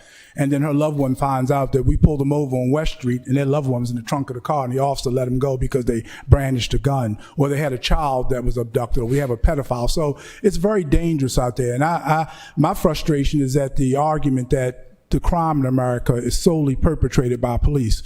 And that's not true. And I say that respectfully. I'm not being argumentative, but I hear all the time these scenarios, and it operates off of the premise that police are responsible for mental illness. We have bad actors out there, just bad actors for whatever reason. We have people that would kill anybody in these chambers, and they're riding around the streets. And so what doesn't get said often is that heroic thing that officers do, like my officer did, Mildred did the other day, talk that woman off the bridge. And we have officers who do heroic things every day, but Alderman Arnett, I would argue that people don't want to hear that now because of sensationalism of the American policing right now, and it makes me sad to know that many officers are in their grave. We had an officer, and I think it was Texas, that got murdered the other day, and he was trying to help the guy. And the guy just comes out with a shotgun. I don't know if you saw it, and it just blows the officer away. Well, that officer had a family. That officer had children. That officer, it's employment, and those kind of incidents occur far more. But you have to be in the law enforcement community to realize that. I think the biggest problem with law enforcement, we don't adequately tell our story. And if you look at the balance, do we need improvements? I can't argue that. I would say yes. Do we need better training? We need better pay for officers. There's so many other things. And I just think that the American narrative, I'm not referring to this body, but I think the American narrative is far too unbalanced. And we have to find a way to marry the concerns of the community, because we do work for the community. And I would argue that we are accountable to elected officials and the community. But I just wish that the story was a little more balanced, because there's men and women each and every day. There's women here in Annapolis, and I'm going to start doing a better story as long as you'll have me as your chief and talking about the heroic things that my officers do. I think you guys need to hear that more often, not to sway you, but just to gain an appreciation for the many things that we do right and that we do superbly, and the number of people who have been positively impacted by our services as opposed to the negative things. We just don't have that problem anyway. I'm sorry, sir. I hope I answered your question. You're absolutely correct. We look at the tip of the iceberg. We're seeing it all across the country. We have it flooding on our TV and our phones and everything, and it excites and tintillates and sells various newspapers, and it's not the reality for the vast majority of us. But on the other hand, we have had a perennial problem of not being able to get fully up to our desired complement of officers. We do have this goal to have community policing where there's a set of officers that are in particular communities that know the community better and so forth. That's not the only thing that community policing is, but it is the kind of common conception. So I'm looking for ways, and I think we are with the legislation, to think outside the box, see if we can't change the model. We've got to stop shooting people, whether it's shooting police officers or vice versa. We just can't go on that way. So I think we're looking to you and your senior management to help us figure out, aside from the budget, how we change the model so that we can be more successful in our community and hopefully be a model that other communities can follow. I think we already are. I think the city is a model for other communities. If you dig down to the numbers, and we can probably do that at a different date, you won't see what you see in other jurisdictions. Not only do we see citizens not getting injured by the police in a rapid number, you don't see police getting injured by citizens either. So I think we do have a good model here. It's not without mistakes, but I think when you dig down into the numbers, I think that this body should be proud of the police department that it has. Well, then I think we need to tell that story more. I think we need to tout that. A few years ago, when city manager was director of public works, he gave us a report on 23 accomplishments that public works had done, and we were all wowed. Oh my gosh, this is incredible. This is great. We need to get this in the paper. We need to tell our citizens. I hope we get the story of the young officer, Mildred, that talked somebody down off of the bridge. But that's also part of policing, is this community image. And, you know, when you're looking at spending $22 million and growing, you like to have this sense that you're getting bang for the buck. And so rather than hearing the negative stories, the detracting stories. I think it would be good if we spent more time thinking about getting the positive stories out. And it's leadership. It's leadership, Alderman Arnett. It's leadership. It's letting your people know that you care about them. You care enough about them to discipline them. I had a conversation with the city manager. I said earlier today, we were just kind of casually talking. I said, sometimes you have to discipline your people just to let them know that you care about them, that you want to preserve their career. You know, they can go home and continue to support their family. There's like Albert Einstein said, there's no disconnect in the universe. I mean, our ability to keep the city safe ties to growth. Growth that you may not even attribute to policing, but policing plays a part. Because if I want to bring a multinational corporation in the city of Annapolis, surely crime is going to be a consideration. How safe the city is, so the police plays a role in even growth of the city. That's why we have the APF, to make sure that we can adequately protect these facilities. And so we don't have the disciplinary problems. I'll discipline real quick, and I think I've shown a record of that. And we're still looking at having a very disciplined, very respectful police department. I just got one of the best compliments the other day that I'm still trying to verify. But one of my friends called me up and said all over Facebook, and this is to your point, Alderman Finlayson, a good friend of mine said it was all over Facebook. I haven't verified it yet, but a person was in crisis in the city of Annapolis. I think it was in Robinwood, And the officer responded there, and she said it was spectacular how the officer handled himself. I don't even know the officer's name. We're still trying to find that out, and I can't wait to come back before the body to actually show that off in a word, to show that kind of the commitment off. But she was so happy, and I got you looking at that. We got to really find out who it was. And the officers went back on duty unassumingly. The person got the help that they needed, and I would argue that that's not rare. It's I don't know if it's typical, but it's not rare. We have officers that do those type of things all the time. I was on Robinwood. I was on Tyler Avenue last Saturday night. I'm in Anne Arundel County. I said, let me ride through and see what my troops are doing. And I got out in the 800 block of Robinwood, and there was a lot of people out, and they were just out. It was warm last Saturday night. But nowhere else but Annapolis. Word got out that the chief was out. And I called Stan and told him there's a bunch of people out. I called Lieutenant Klein. He says, a lot of people out. Let's get some troops up here before something happened. But word got out that the chief is out. And so everything was quiet after that. We didn't have any incidents that night, did we? None. And so that's the kind of impact that we have with the community. I'm talking about this was just last week. And I got back to my home and I said that was worth the investment, just to take the time on a Saturday night to go up there just to check. And I had no agenda. I just rode the city myself, just to see what was going on, what the layout of the city was at the time. So it's about the people. I mean, we need policies to hold them accountable. We need laws. We need sanctions. But at the end of the day, those are just words in a book. We need the people who have the commitment that can put all that to enforce with the right compassion and the right temperament and care enough about humanity to provide the best public safety. And sometimes we have to take killers and deranged people off the street. That doesn't mean we condemn them. It's not our job to condemn them. It's our job to protect everybody in these chambers against somebody that may harm you or your family. And we're willing to do that with integrity. We're willing to do it constitutionally, and we're willing to do that with humanity. And I think we've more than demonstrated that. I'm sorry. Thank you for giving me the opportunity to say that. No, thank you. I want to do a time and process check at this point. We're getting ready for a second round of questions. Alderman Gay, Alderman Chandlemeyer, Alderwoman Tierney. We have a lot of other high-priced people in the room, and I never did ask the council how long they wanted to run tonight.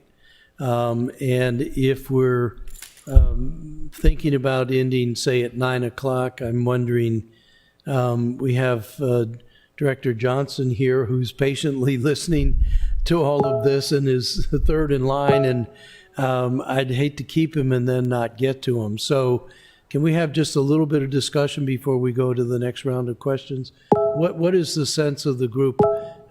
We can have more of these meetings, and quite frankly, I've appreciated the dialogue, and I hope you have too and have found it useful. But we don't have to get it all done tonight. And of course, I know all the staff would love to be here at 6 o'clock to have pizza night after night after night. But let's take a Jack, I'd like to hear from you what you're thinking of the process and how long you think we should go in this process tonight.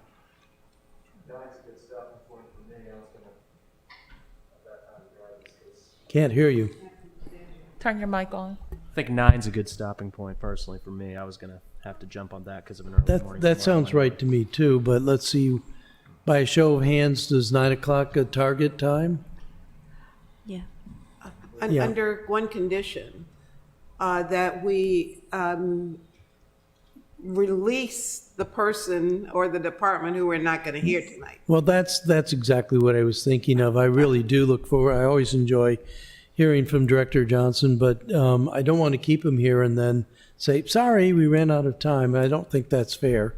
And I do think we will have a lot of fun with fire next, so Fun, huh? no, I think fun. I think it's always informative. Is it the sense that we will just do police and fire tonight? So sorry to drag you down here, Mike, but I'd rather let you go now than make you wait an hour and a half from now and then find out. So, but we will want to hear from you, so we'll figure out how we make that happen. But do thank you for coming down. We appreciate it. Mr. Chair, could we remind our colleagues that they can submit questions to any of the department heads?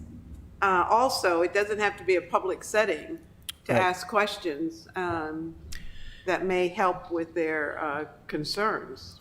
One of the things that I'd hope we'd hear more of tonight is the kinds of amendments that any of us are thinking about to the budget.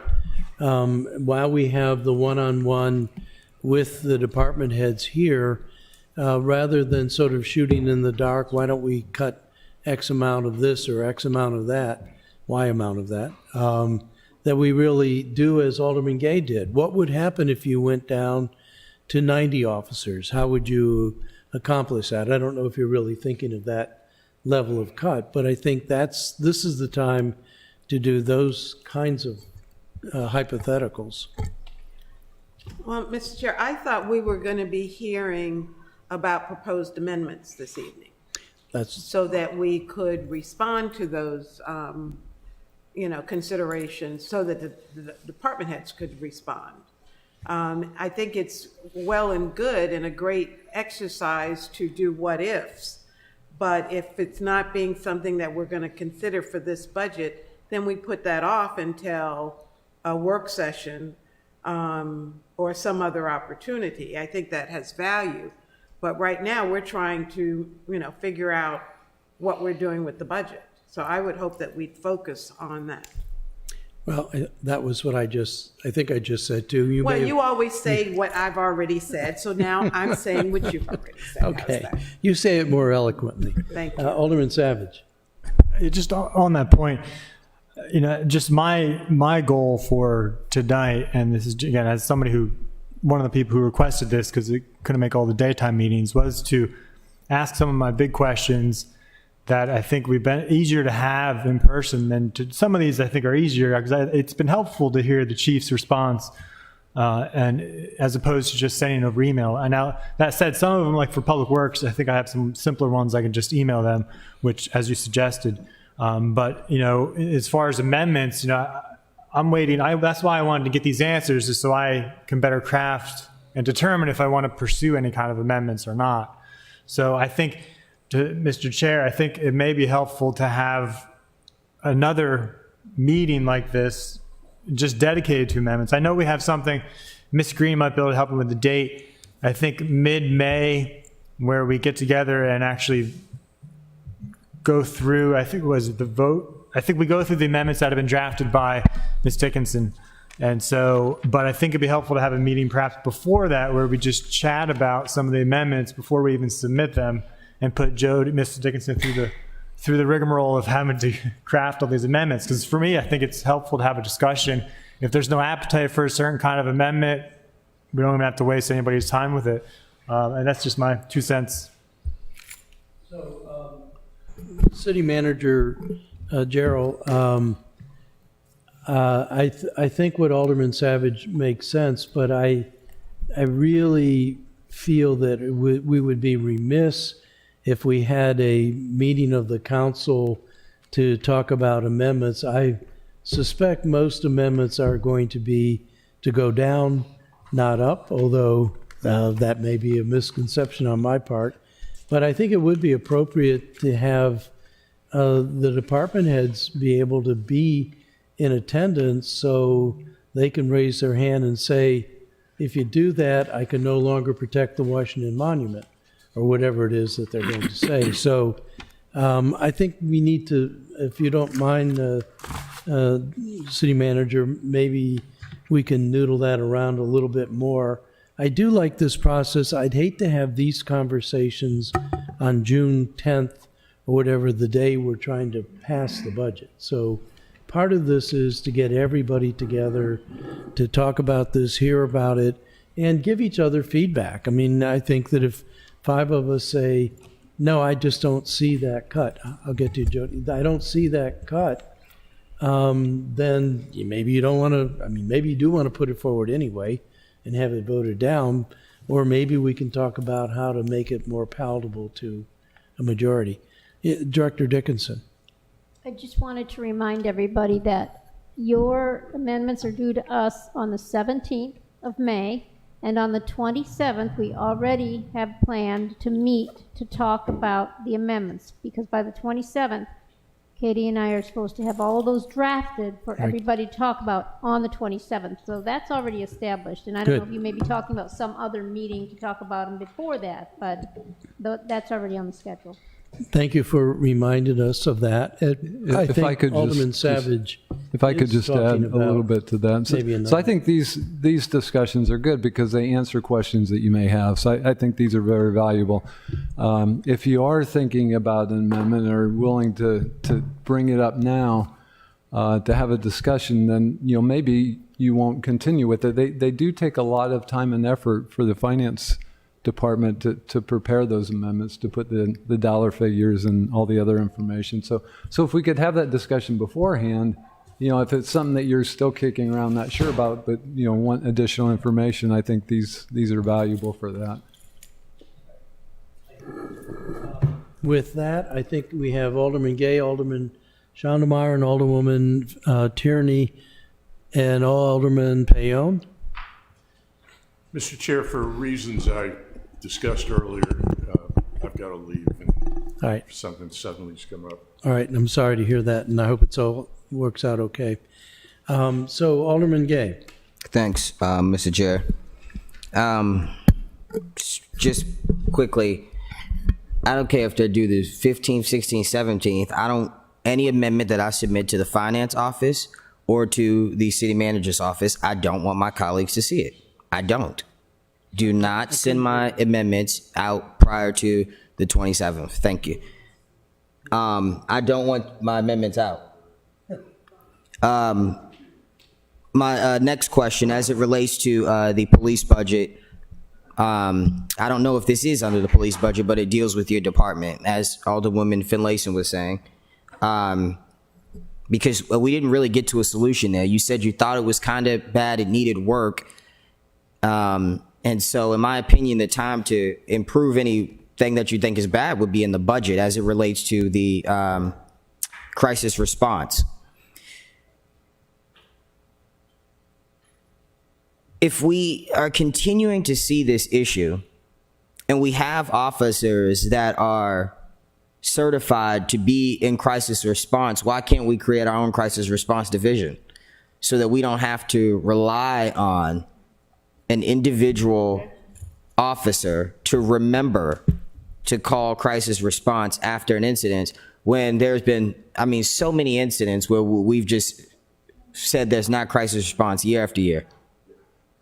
Well, generally, they are notified. The problem is, and I'll admit that, the problem has been the follow-up, the comprehensive follow-up. And I think one of the solutions would be if and budgeted for it is to hire a clinician to be on scene, because the follow-up is everything from getting. You said to hire to do what? A clinician to be on site, and I mean, we have Jen Corbin in Anne Arundel County Health Department along with Lieutenant Thomas, and we have Vaden as like a liaison.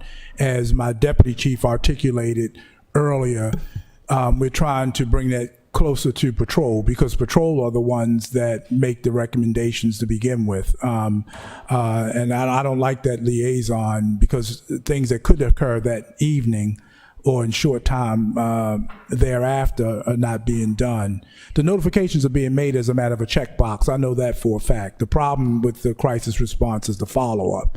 And myself and the deputy chief, along with the rest of my command staff, are working to Are you improve saying that. follow-up? And so you're saying that Everything from a shooting like, will happen, they'll show up on the scene, they just won't go check with the family afterwards? No, they generally check with the immediate family, but if I'm not putting words in. No, I think the problem is it's not individuals who were a result of a shooting happened. Of course, you have a victim, the victim's family.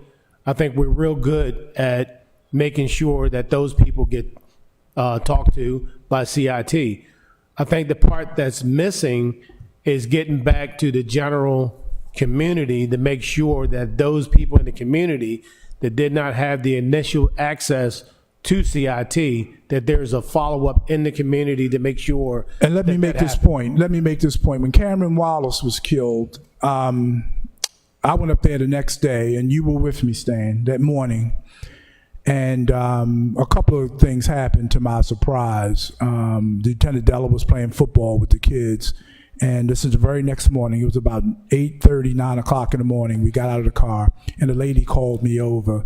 And she said, "Can I speak to you, Chief?" And I said, "Yes, ma'am." And she said, "That was horrible what happened to young Cameron." I said, "Yes, ma'am, it was. And we're going to do the very best we can to identify who's responsible and bring him into justice." And then she broke down. You remember that? She actually broke down. And it wasn't her relative. It wasn't any, she knew Cameron and his family, but she wasn't personally affected by it. She just grabbed a little girl. She had a little daughter, and she said, "Thank God my daughter didn't get hit." That's trauma. And so my point being that the check box is notified. I think what, and she's right here, so I'm not speaking for her, but I think what Alderwoman Finlayson was referring to too is the community follow-up. How effective is it, the crisis response as it deals with the community?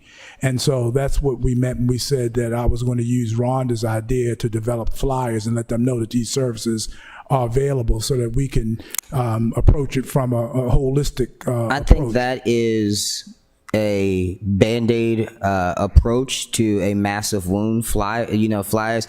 Like, we need, and this is, it's frustrating But me. to get them into services, sir, not just the flyers to give out. With just community policing and all, what I would have loved to seen in this budget is you really transforming the police department to meet your needs.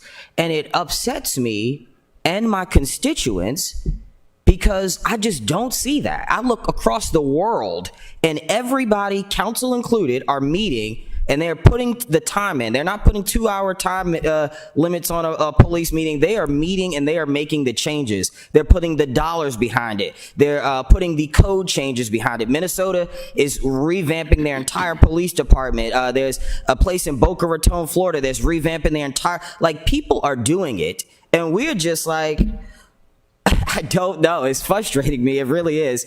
Because I don't think the council has made a general consensus of what direction we want to go in with community policing. I got Ross down here saying we need 124 sworn officers. I'm saying we need 90. It's just, and so that is frustrating me with the police department, because I don't know which direction we're going into. And it's difficult, even all of these feel-good stuff. And I'm like, well, my constituents aren't saying that.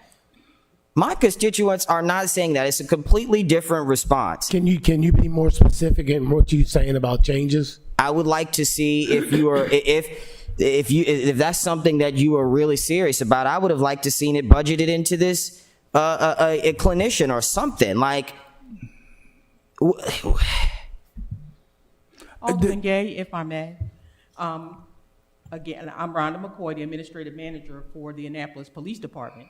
And prior to the Baltimore City Police Department, in which I retired from in 2020, I was tasked in 2015 after Freddie Gray we realized that we had done a number of things wrong and that we needed a full compliance bureau. And so the department went forth before the consent decree, before they were mandated and asked, and started doing those things. I'm sure the chief would like to do all those things, but what I want the aldermen to understand, and I understand personally because I actually built that budget, is that this is not a decrease or reallocation of some things and some things that you want.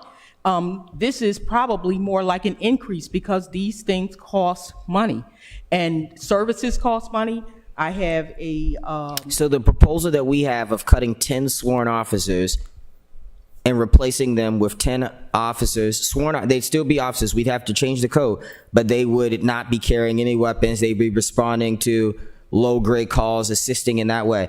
The proposal that we have there, if you were to cut the 10 officers, you couldn't use the remaining funds from the 10 officers that were cut to hire other clinicians or whatever the phrase would be? Where's the cost saving for 10 officers if you're going to make them officers anyway?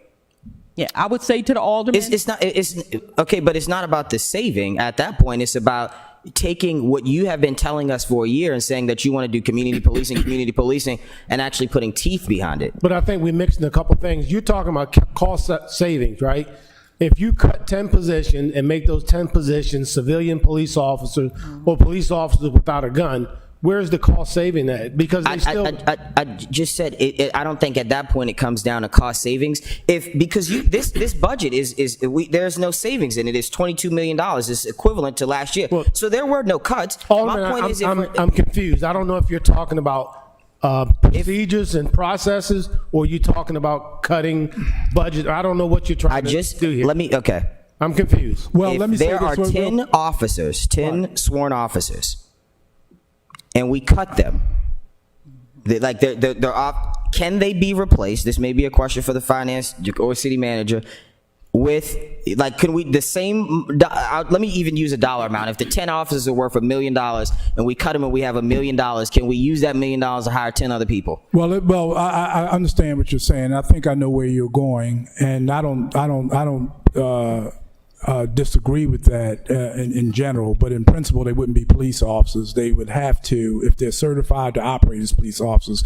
This is the state law. This is not Ed Jackson's policy. It wouldn't be. They would have to go through a police academy. They would have to be certified by the state of Maryland. They would have to meet certain minimal criteria. That still exists. That's still in the law. So they wouldn't be police officers. I don't know what we would call them.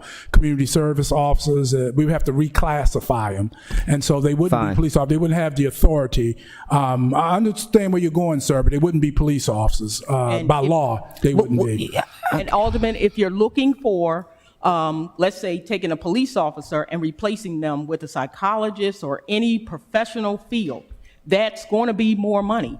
You're not factoring in that these people get fringe and they get extra money for their licensure. I have the budget for Seattle to show you an example of it costs more money. So you would for what the $67,000, and that's at max, that you would pay a police officer, you would probably go up $10,000 to $20,000 more to get one of those professional in licensure. But we don't know that because we didn't have it proposed in the budget, or we don't even have a little let's just guess and see. And I think that's what I would like to see in the budget is just I don't know. I feel like everybody is just trying to make sure that the budget meets budget requirements instead of trying to make sure that we are creating better departments. I have a comparison budget with Seattle, sir, that I can show you, where I can show you clearly in evidence that this will cost you more money. I'm happy to meet with the alderman at any time of your choosing to go over those numbers.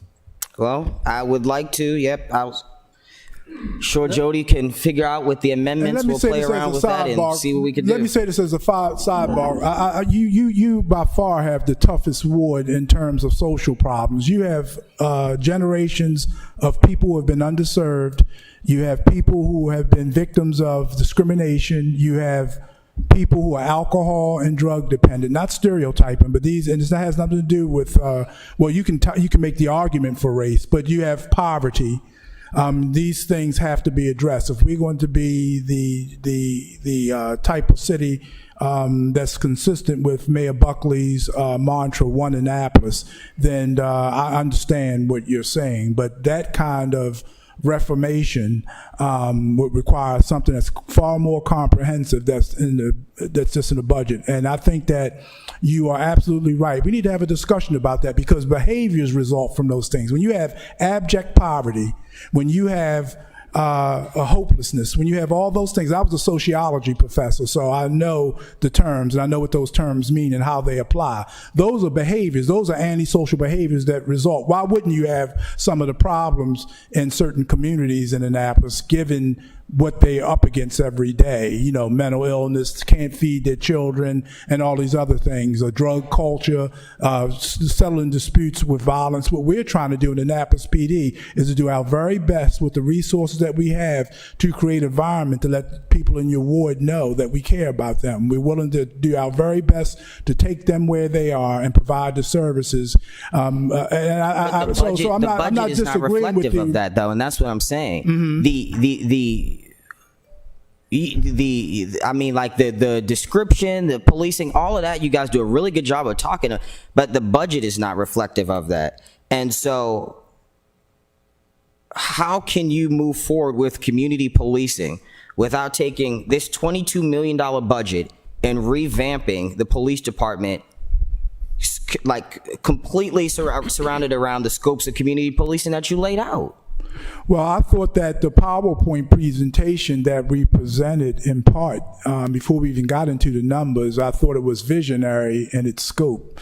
I thought that we made our attempt to articulate how we wanted the police department to look. A department that the community had faith in, a department that served the needs of people. Even in our vision statement, we talked about feeding the hungry and listening to the unheard. And we talked about all those qualitative things that really not only the police department has a responsibility, but we all have a responsibility to do. You know, other civic organizations and social organizations like our schools, our synagogues, our mosques, our churches, the community coming together, using the police department as the lead, given the sentiment for public policing at this time. So, Alderman Gay, I feel your pain, I really do, and I'm not saying this in a condescending way, but at the core of what we still do is to provide public safety for the residents of the city of Annapolis, and I want to do it in a way to let the citizens of Annapolis know that we're not just about arrest and taking people into custody. The law prescribes that. We're also about providing public safety. Public safety is different than law enforcement, and I think that this last PowerPoint to justify our budget talks about us creating an environment where people feel that they can, in underserved communities and communities that faces challenges with gun violence, that we could work together to create an environment where families can realize their ability for their children to go out and play and not have to worry about getting caught in the crossfire.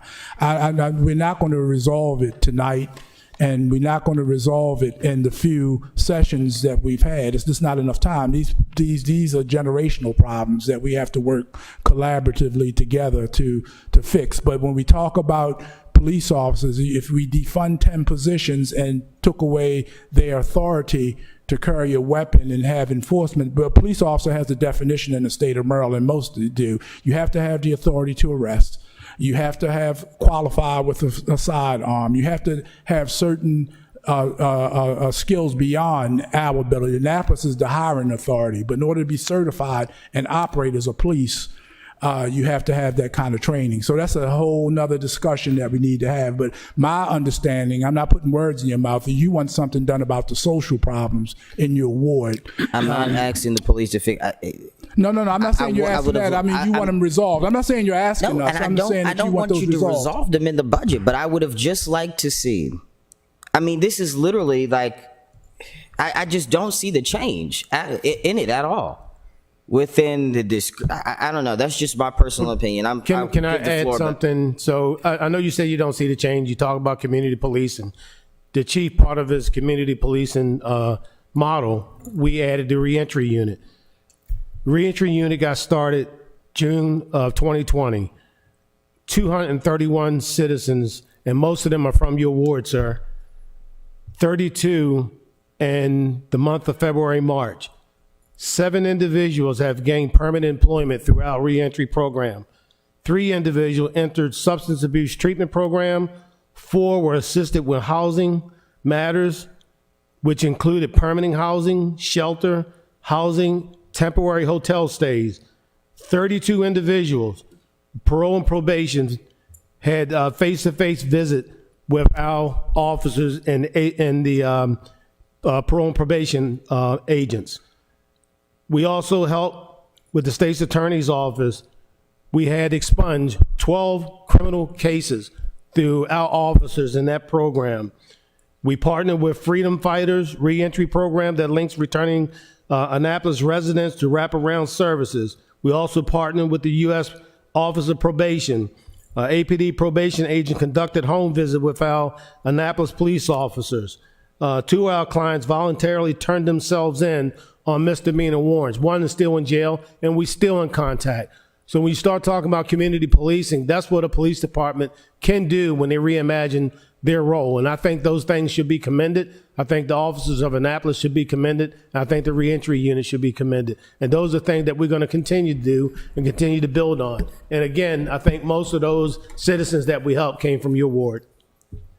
And sir, to add to the deputy, because we realize that reforms cost, that community policing cost, Annapolis has been very aggressive in seeking grant funding to try to pay for some of the things that you want. Our systems like the CAD, our radios and all of those are not wants, sir, they are needs.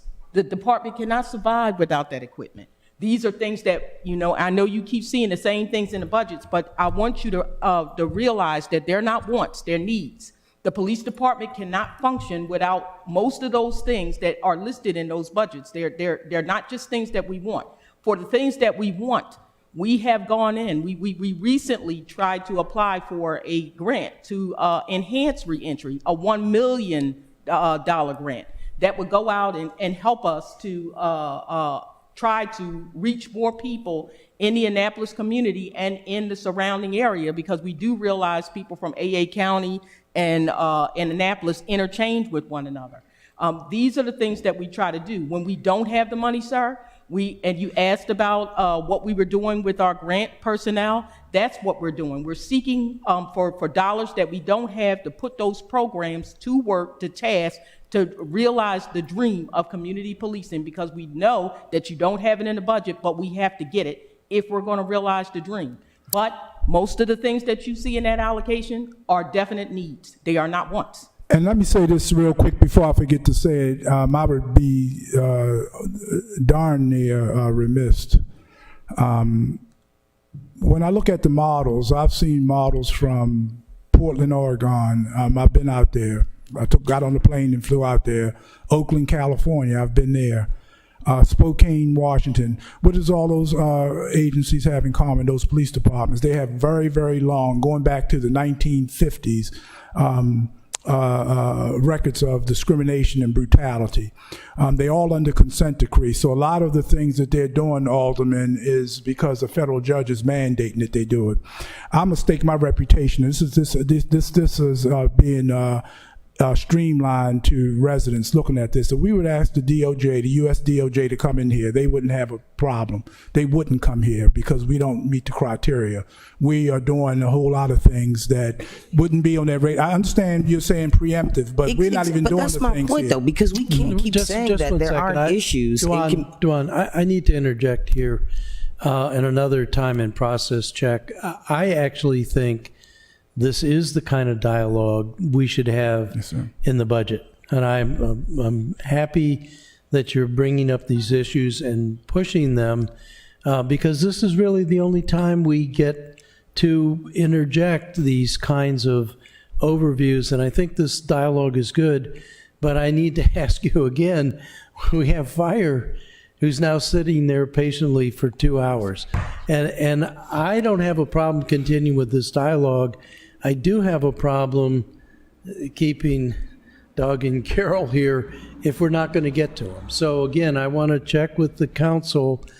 These are policy level kinds of discussions. The budget is our major way for interjecting how we would like the course of things to go. So quite frankly, I'm in sympathy. I may not want to get there with the exact steps. I may want to increase the budget rather than cut officers, cut needs, but I think this is exactly what we as the council should be talking about in these meetings. But time check again, if we're going to end at 9, we're either not going to have much conversation with fire, or I'm perfectly fine continuing this and belatedly letting Chief and Deputy Chief of Fire leave and probably count their blessings. So I'm checking with my colleagues. How do you want to proceed? Mr. Chair, I was going to ask Alderman Gay if I think there is value in the issues that he's raised. I think I have a couple of questions. One has to do with the research on the programs that were cited.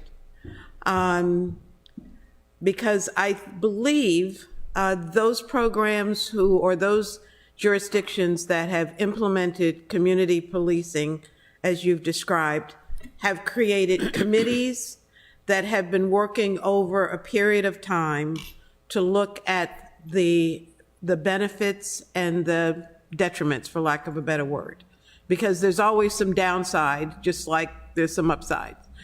So, on the surface, it may sound and look as if they just created this and it's, they did it quickly, and I'm willing to bet anything. It took them time and energy and people at the table to make those things happen. Now, does that mean it's not doable here? It doesn't mean that at all. But that's what I'm asking for. That should have been done before we got to the budget process. Well, I understand that. Time out. I'm trying to do a time and process check. Okay, I'm getting to that. Okay, please, because I don't want to. Now, please. But Alderman Gay, you said you were going to have amendments, and you don't want anybody to know about them until, the 26th or whenever that is, which tells me that you don't care whether the rest of us agree and whether you come up with 5 votes for the support of your amendments or not. That shouldn't tell you that. May I finish, please? Yeah. Thank you. So if you have ideas, and because of what you've been saying, I have some ideas now. The time and place is as soon as we can come up with them to have a discussion and see what will work and see what we can get a consensus on. Not to throw these things out at the last minute when no one has an opportunity to truly analyze and investigate whether it'll work. Now, to the time, I say we thank the chiefs, Romali and Spriggs. I'm sorry, Carol. I want to call you Carol, but I call people professionally, and the last name just left me for a minute. Deputy Spriggs, I say we bid them adieu.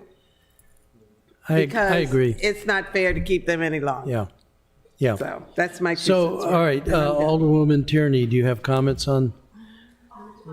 Yeah, on letting fire go, and we'll.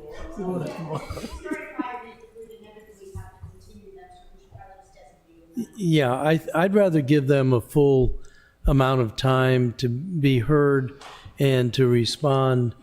I think this is exactly the kind of dialogue we should be having. And I applaud Alderman Gay for initiating it. Chief Romali, Chief Spriggs, sorry.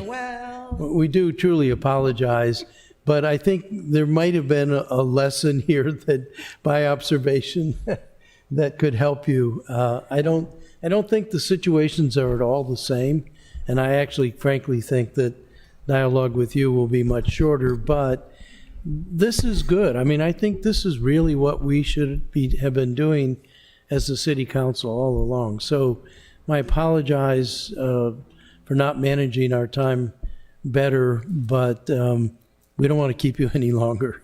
So thank you, and count your blessings. So if I could just ask. Please. The deputy is more than capable of handling our budget, but I go out of town Wednesday, the 5th, and I'm gone for a week. And this is a vacation that my wife missed the year before, so I'm going. So if we can just, when we schedule, if we could keep that into consideration. Like I said. Of course. Chief Spriggs can Well, handle it, but I would like to be here. Where are you going? Maybe we can handle the meeting there. I'm going to Hawaii.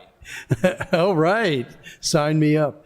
All right. Again, I apologize profusely. This is an experiment. I don't think we've really done this before.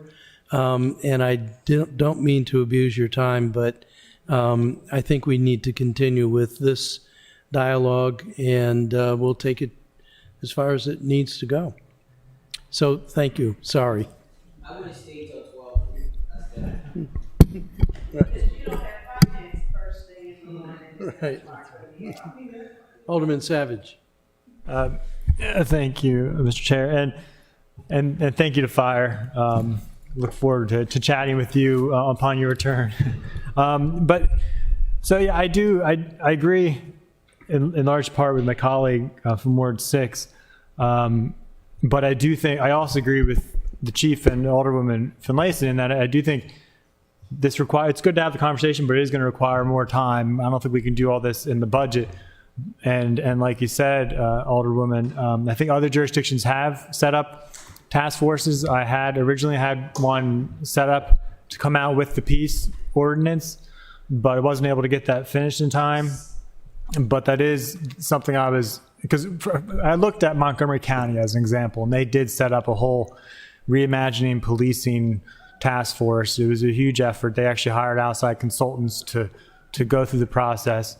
But, I don't know if we need to go that far or not, but in any case, that's something I had wanted to work on, and Alderman Gadd, love to work with you on that too. But I can understand, wanting to see some more changes in the budget. But again, I can understand also needing more time.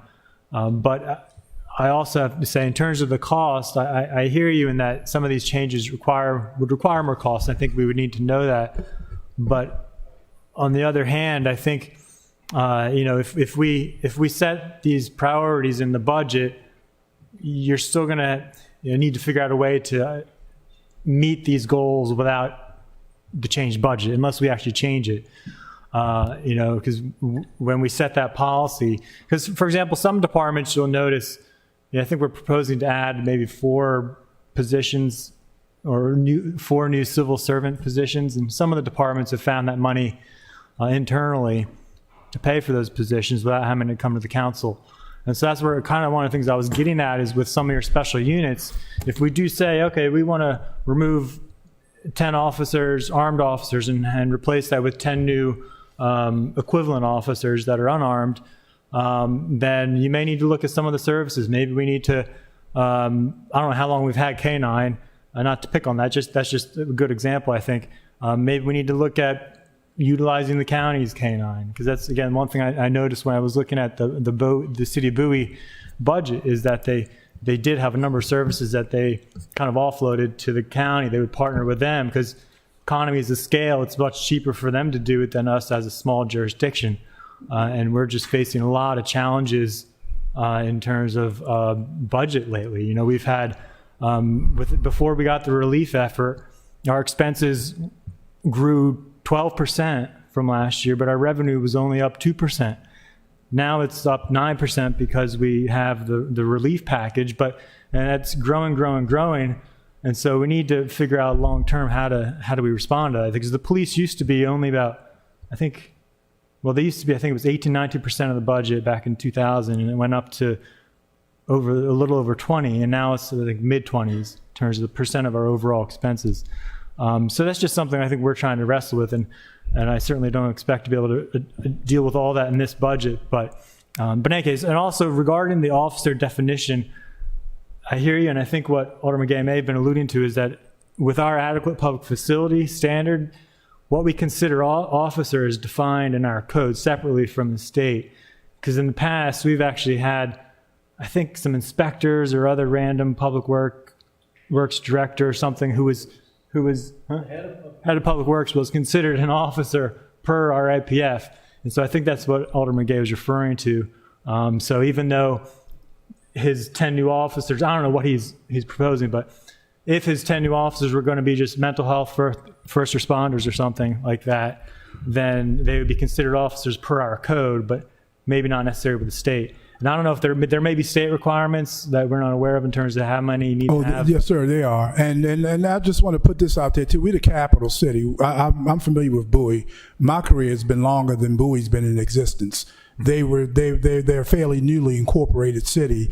They don't have the state capitol here. They don't have the United States Naval Academy, and we do protect their assets as well. And those are the kind of things that I just would like you to consider in your deliberations. You know, they don't have to worry about some of the things that we have to worry about. This is an important city.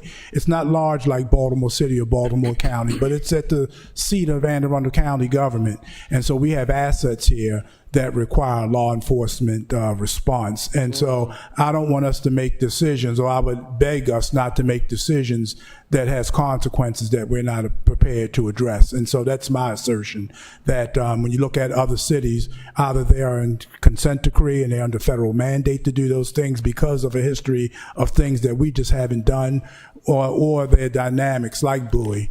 Bowie was incorporated, I don't know, in the last 25, 30 years. They were just another unincorporated community in PG County, but now they're incorporated. They're not nearly as dynamic. I don't know how large they are.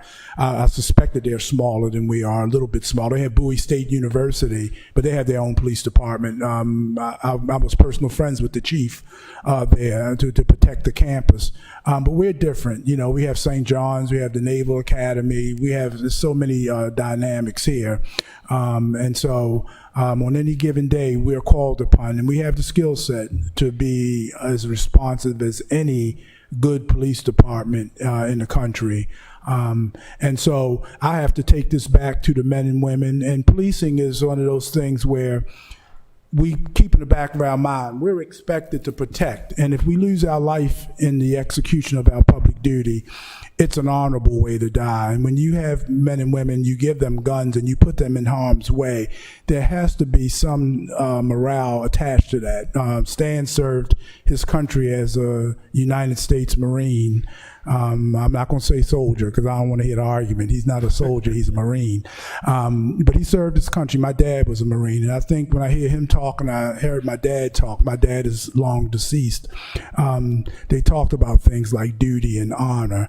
And it's more than just a job. It's a commitment when it's done right.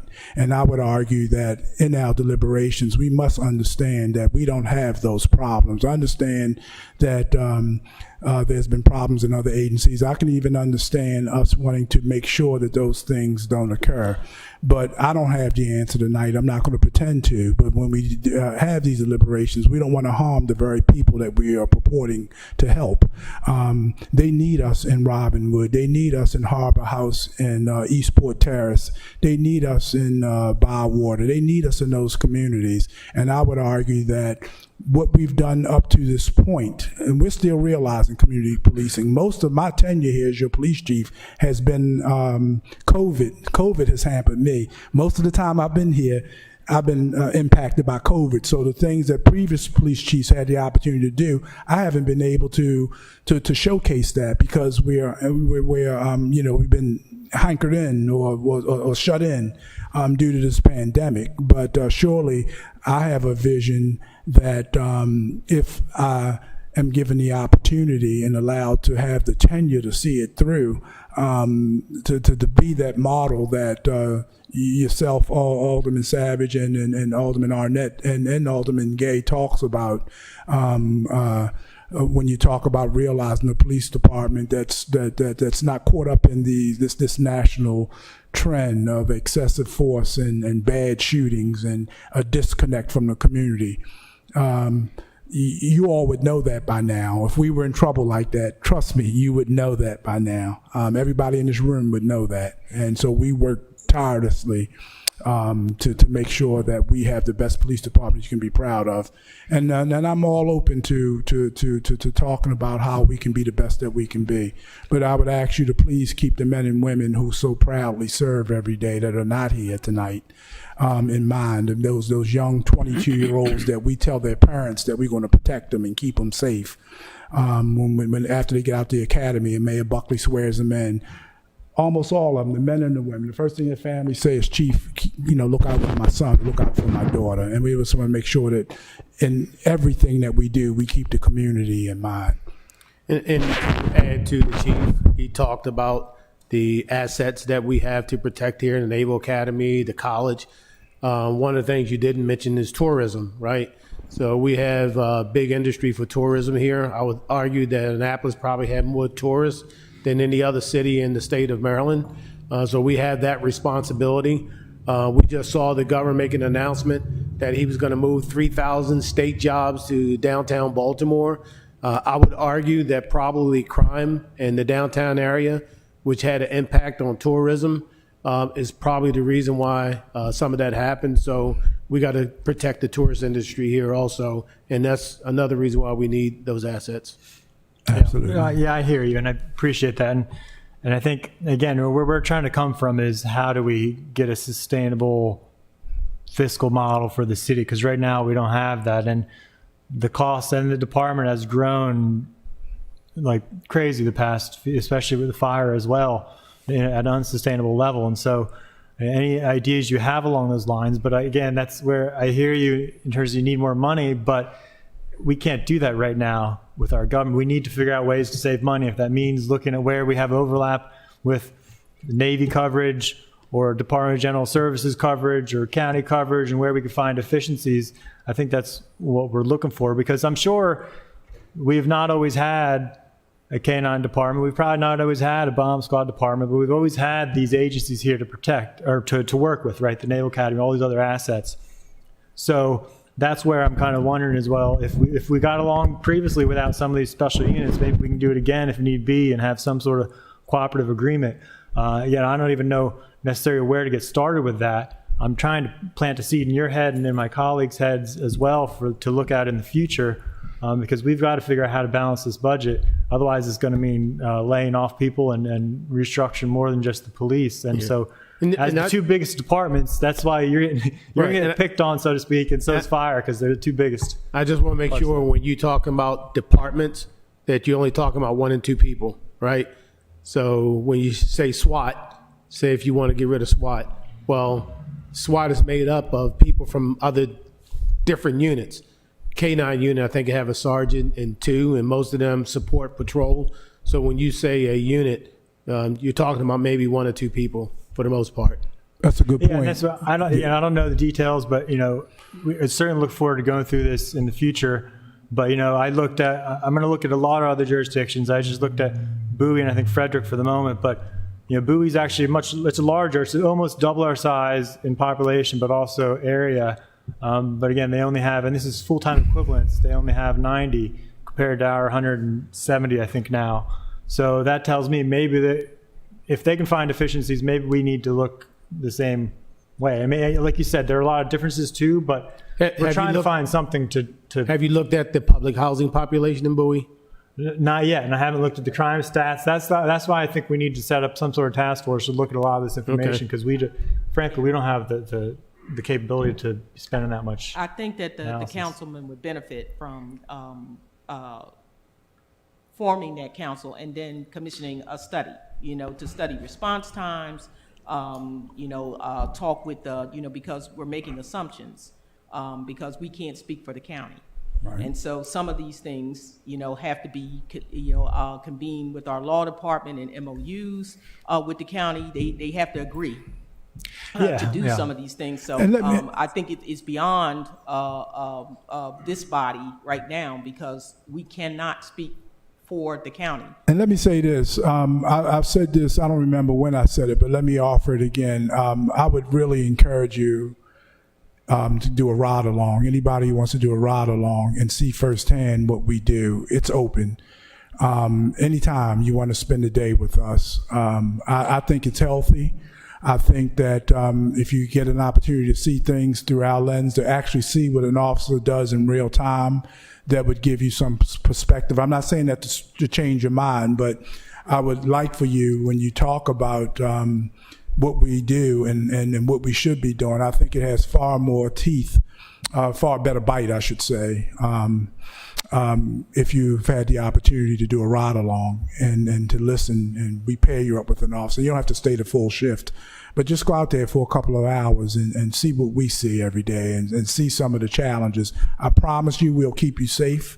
We're good at that. We'll keep you safe. We're not going to get you involved in anything nefarious, but I think you need to see us and how we respond to some of these incidents. So if I don't know which camera that I look into, but I just want to make sure that that part of this discussion tonight is live streamed, that anybody on the council that would like to do a ride along, I would encourage you to do so. And anytime it's in your schedule to do so, just let me know, and I'll personally see to it that we pair you up with a good police officer that you can hear things from them too. So you need to talk to police officers too. They're out there doing the job, and get their perspective. And I think that would be very beneficial to everybody in here. Yeah, and to your point, I think I myself, and I certainly am making some assumptions, but I also think departments as an organization often make assumptions too. And again, just to pick on K-9 as an example, I'm sure there are others, but we've assumed that we need these own capabilities internally when maybe it's completely valid to do them externally and have some help with them. That's my only point. Is I think we all need to move away from some of our assumptions to look at alternatives. So that's all I have, Mr. Chair. Thank you. Thank you. Alderman Gay, I interrupted you. I will get to you, Brooks, and to Ellie, but I interrupted you. I didn't know whether there were other things, or carry on your train of thought. If not, I'll go to Brooks and then Ellie. Okay. So Alderman Chandler. Thank you, Mr. Chairman. Gentlemen, how much of that proposed budget for salaries is overtime?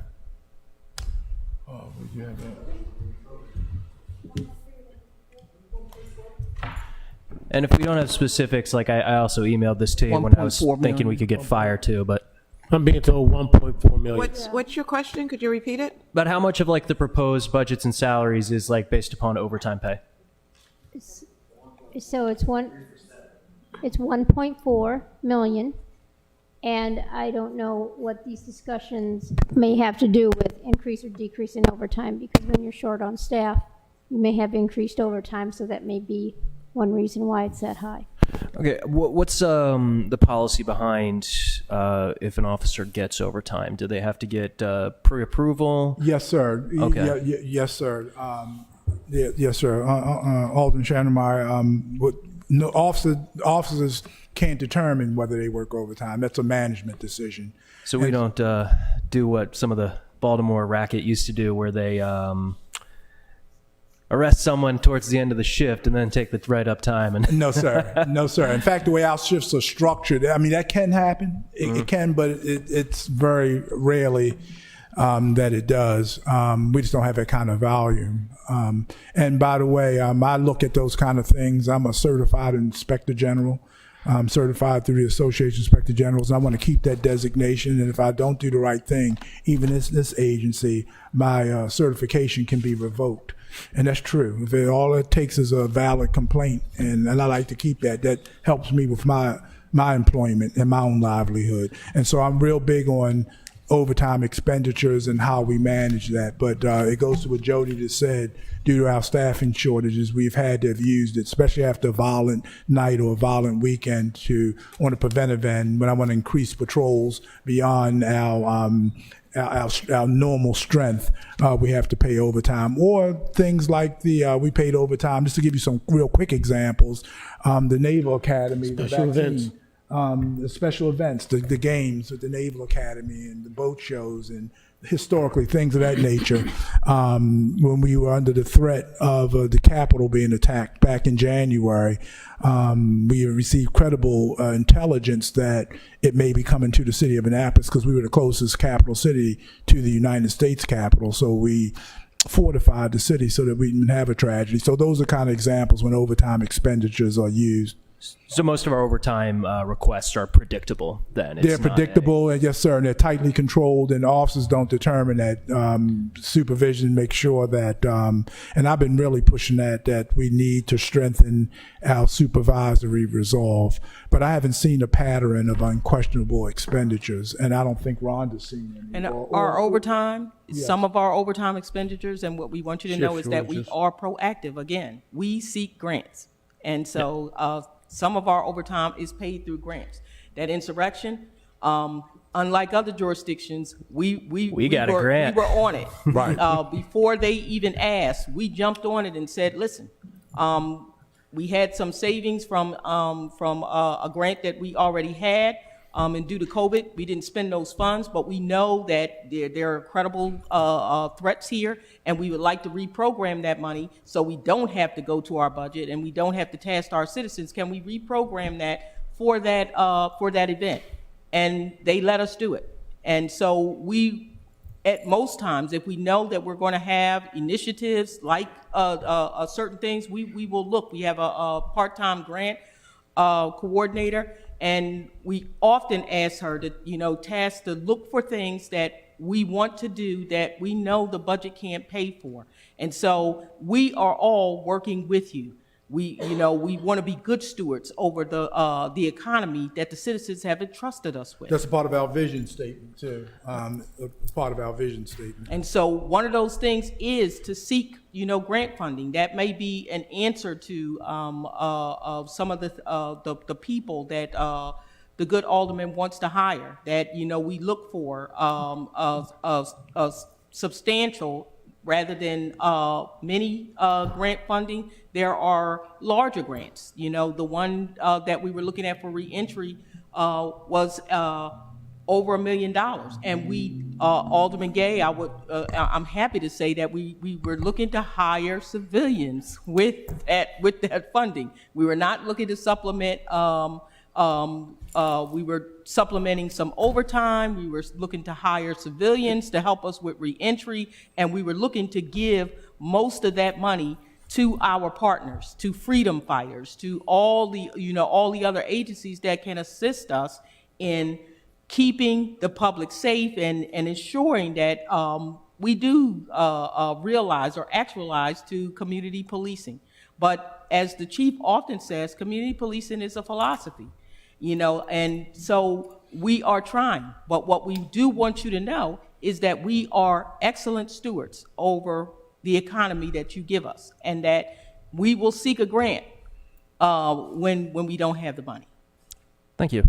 I guess my next question might be also towards you and to Jody, because part of being a capital city is we got to cover the state capital, especially during session and some of the things that can occur during that. Is the state doing a better job this year of paying for the value that we provide? Do we still need to be bugging our D30 delegation a little bit here and there, or are we So as still far getting as shortchanged? I understand it, the state legislature was successful in backing up our request for the $750,000. We've been getting $367,000 a year for years, decades even. And we had been requesting an increase, and I think it was 2 years ago, the legislature mandated it as a part of the state legislation.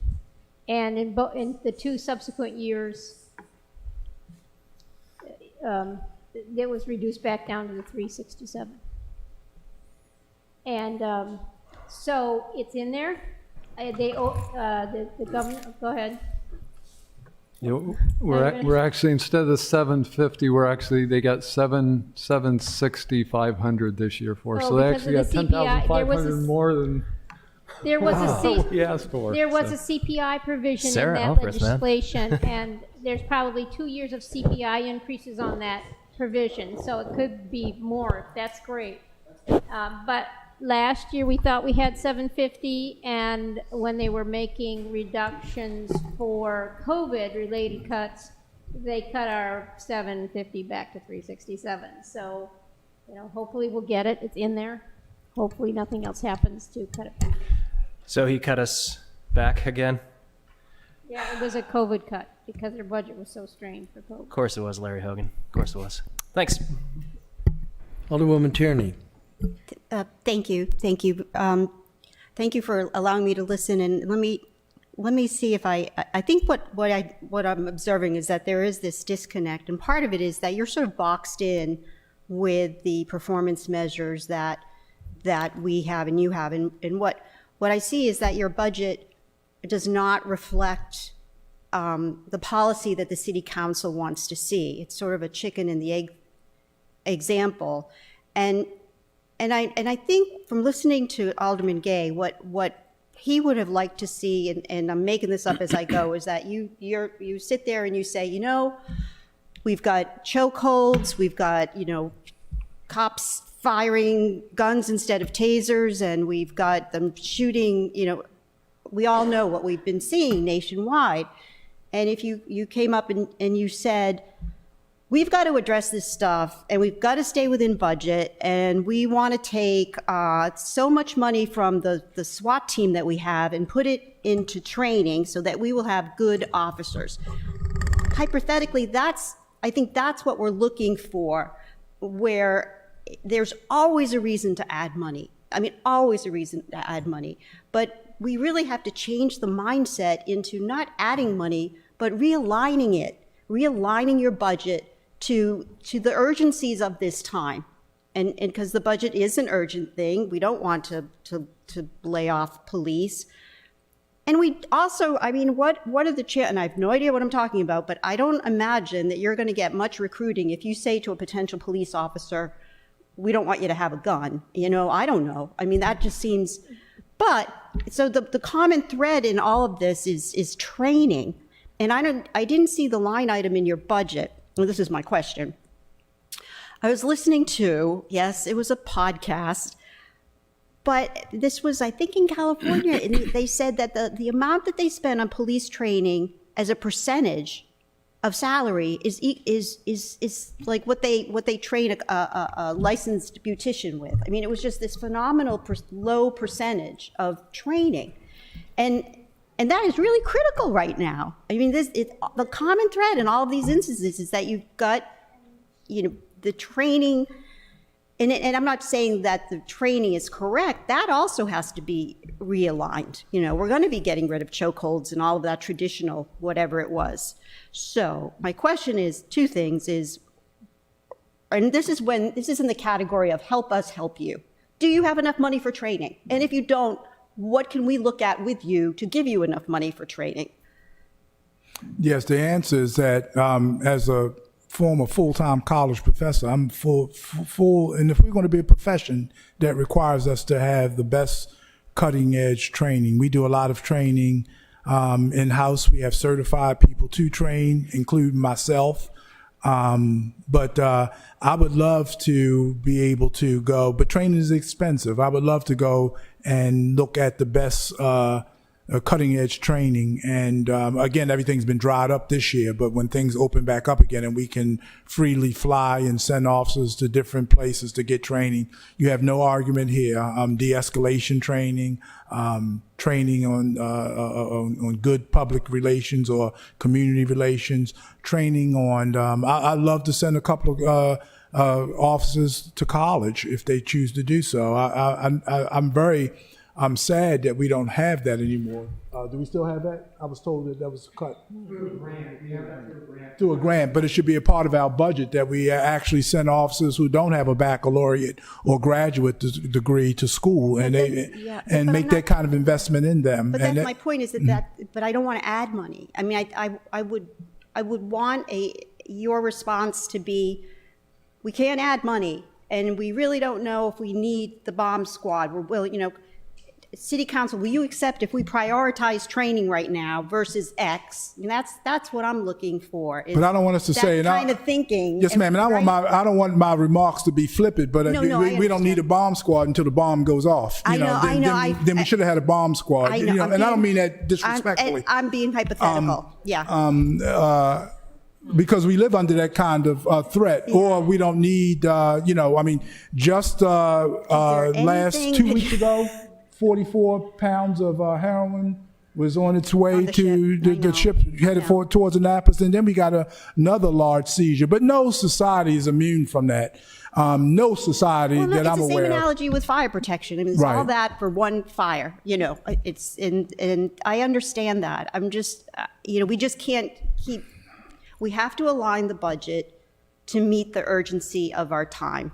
And that is what I know that's what I'm asking you. And it's your expertise, absolutely. But there's always a reason to add money, but we can't keep adding money. Let me say it this way. What I can do is we can sit down with my command staff and we can look at those reactionary things and preventive things. And we have to decide, make some real hard decisions as a city, what we want from our police. Yeah. But we have to be able to live with the aftermath of that too. Yeah. You see what I'm saying? And all I ask is that if it goes bad as a police chief, I don't want to be made the scapegoat when something really bad happens and then you say, well, we defunded it. Then we have to either sink or swim collectively together. So there's consequences for the decisions that you make. And so a lot of times things don't happen like they happen in the movies. If something happens here tonight, we need to respond in real time. And if something goes tick-tock, we're a soft target here. And so if something goes tick-tock, then we need the bomb squad here. We need to be able to mobilize them quickly, getting on the phone calling Anne Arundel County Police when they may have an incident going on in their own jurisdiction and they can't get to us in real time. So good public safety is being prepared. Preparedness, and we go to OEM and talk about ICS and all those other things. Kevin Simmons should be a part of this conversation since he's our OEM expert. A whole lot of this is about being prepared. And I know it's difficult when we're living in these budgetary times. I know that the COVID-19 pandemic has ravaged budgets throughout the country, but at the end of the day, this is about protecting human lives. And as Rhonda said, and protecting you, and protecting police, and protecting the police. That's right. Absolutely, protecting those brave men and women. I can't say that enough. I've been finding myself emotionally saying that because I think that we don't appreciate the job that our men and women do.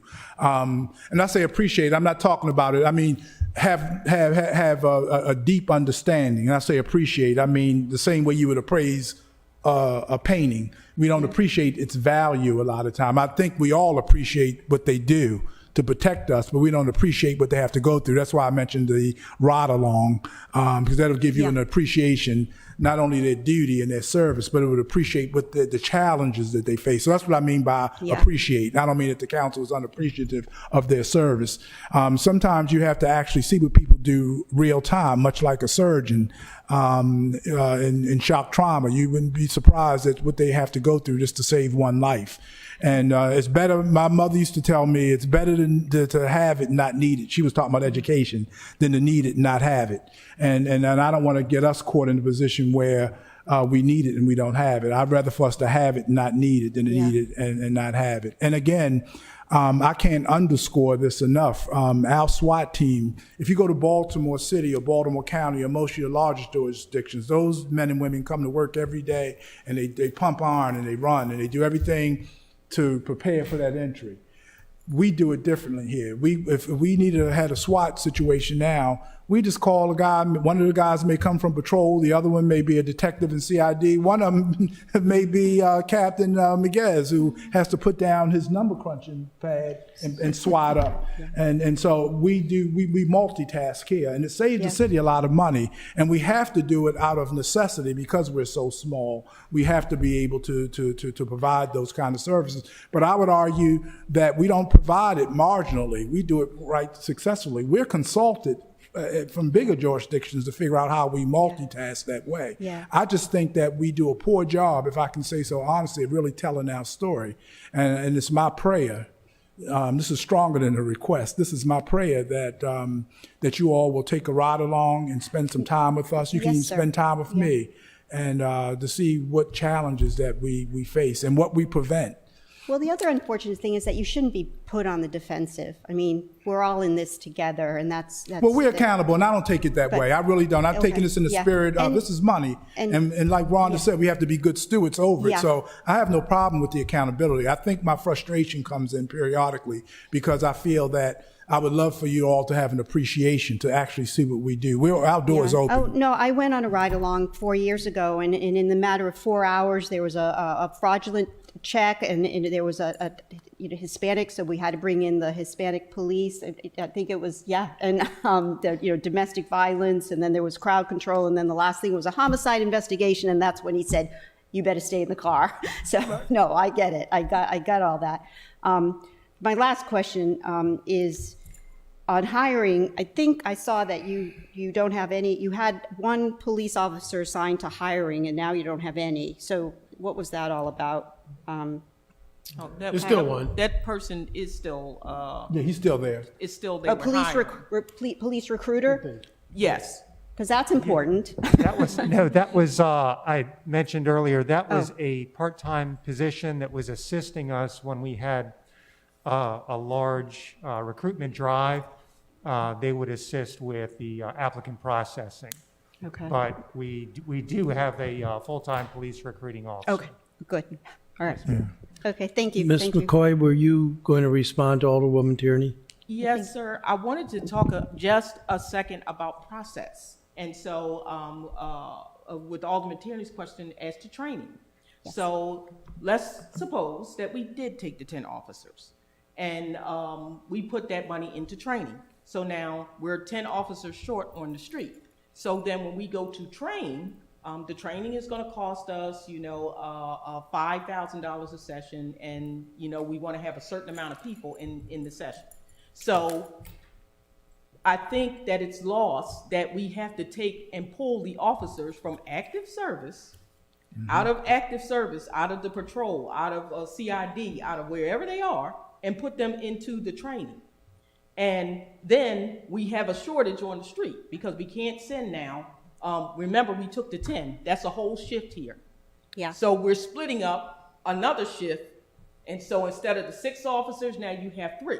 Right. And so now we're going to take 2 or 1 to go to the training. And the trainer has said, it's $5,000 a session. So if we can only put 1 person in there, a session, or if they don't have a train-the-trainer course, then how long does the training go on? It'll take us weeks to get everybody trained because remember, we have to backfill anybody that we put in service. And so as the deputy and the chief so eloquently said, I believe that people believe that you have 109 people and that all 109 of those officers are on the street at one time. They're not. They're separated in 2 shifts. They have leave. They get sick. They go to training. They do all these other things. And so I would like the council to please consider process that when you take somebody out, when we do in-service training, and you ask the question about overtime, because we are short, yes, some of that money went to people. We have to, by the state mandate, we have to train on certain things. Some of that overtime money went to backfill patrol positions because we had to have people in training. And I'm working on numbers for the new state legislation, which calls for increased training. And so I don't want to give you false figures. So I'm doing things like research on what this type of training costs and who has it, how long have they had it, how effective it is, where we would go to search, because as we said before, as the good captain said, that we do research, we do vet when we're going out and seeking assistance. So we'll be vetting to see where we can get the best bang for our buck, but that training is going to be mandatory. And so please remember process. When you take from here, you got to backfill. Right. And so those 6 officers, Yeah. remember, 3 people are in training. 3 people are on leave, or people are off on their regular scheduled days off. Yeah. I'm not qualified to tell you to reduce your police force by 10 or 12. I'm absolutely not qualified to say that, but I am qualified to say, look, are you comfortable with what you have in training right now to address the national issue? And if you're not, where can we take the money from somewhere else? But that's I look at you for your judgment. But Yes, ma'am. give you the parameters to work with. Yes, ma'am, and I'll study. time. The best answer I can give you is that I'll study that question. But I'm 110% behind training. I think any police department is shortchanging itself if they don't keep training at the forefront. And so I have to get back to you with that. Some ideas. Thank you, Mr. Chair. We have 7 minutes. I'll be quick. Ms. McCoy just brought up another issue. And so to Ms. Dickinson and City Manager Gerald, are we contemplating additions to the budget based upon new state legislation, new state laws now? It's no longer legislation. I think our expectation is that there will be additional costs due to the state. I don't think there's any doubt about that fact that there's going to be additional costs. We don't know what those are yet. Right. We haven't included them in the budget because we don't know what they are, but there's going to be additional costs. That's exactly right. I think the state legislature itself is looking at the sponsors of the law now. It's no longer a bill, but the law looking at ways to looking at ideas as to how to implement that, because the legislation was massive. Very, very massive in most jurisdictions. The Maryland Chiefs came out, which I'm a member of, but I had nothing to do with the statement. But they came out with the statement, and it was innocuous. It just says that implementing that is going to be a challenge. That was their statement, and it is. They're right. It's going to be a challenge. Is the state contemplating, and I know I'm speaking to, I don't know who, offering up some assistance to jurisdictions in funding the new mandates? I haven't heard anything that I haven't heard it. I haven't heard anything, but I'm almost sure Alderwoman Finlayson that they're going to have to, and I appreciate Rhonda because she comes in every day and talks about that, how we need to prepare for and look at anything. And when she says that, she's speaking in very broad terms because none of us know what that's going to look like. It's a good question, but that part of it, how can I say this carefully, that part of the legislation, how it's going to be implemented, I haven't heard anything. I'm studying it myself. There's no implementation plan yet. Thank you. Now they're only funding the from the what is actually in the legislation. They're funding state positions, but they didn't say anything like we discussed in the budget hearing. The city will be required to give officers psychological physical examinations biannually, and then they will get physical examinations annually. And but it doesn't. And nowhere in the legislation does it say that the state is that they will increase or that we'll be able to apply for brine or any other grants to pay for that. Thank you. Mr. Chair, I would ask that we put on our parking lot a task force that will investigate police reorganization.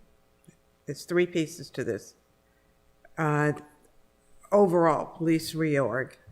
Secondly, to research how jurisdictions, whether statewide or other state, in our state or otherwise, are doing their redistricting. And thirdly, that we look at how other jurisdictions have handled dogs, SWAT, bomb squads, etc. And that includes our own history, because I'm convinced that when our police department was put together, I don't know how many years ago, prior to Joe Johnson, well, it's way prior to Joe Johnson, actually, Couple We years didn't after have the Civil dogs. War. We've been in charge of the police Civil War. department. Okay, right so after the nobody Civil said, War. oh, yeah, okay, But we didn't always have dogs. No, ma'am. We didn't always have SWAT. We didn't always have bomb squads. Something precipitated the need for those things. And I think in order for us to make wise and intelligent decisions, we have to look at why those things were created before we have some serious discussion about eliminating them. So I would ask you, Mr. Chair, to put that on our parking lot. And for those of you who are not familiar with the parking lot, that's where we put things that we come back to and investigate and even legislate after we finish the budget process. So feel free to put other things on his parking lot. Well, I was going to say, I don't know whether, I didn't get it all. Did you get it all, Takia? If you could put that in an email. No, I gave it to you once. I Oh, did my okay. job. Well, good. Then it'll get all the attention. Of I the, have it written Thank down. you. Yes, Good. it's been That would be lazy. helpful, but I would invite input from our other colleagues. And again, I'll get to you, Alderman Savage, but I can't tell you how surprised and good I feel about tonight's exercise. It feels to me like it's the first time we've really done policy level budgeting.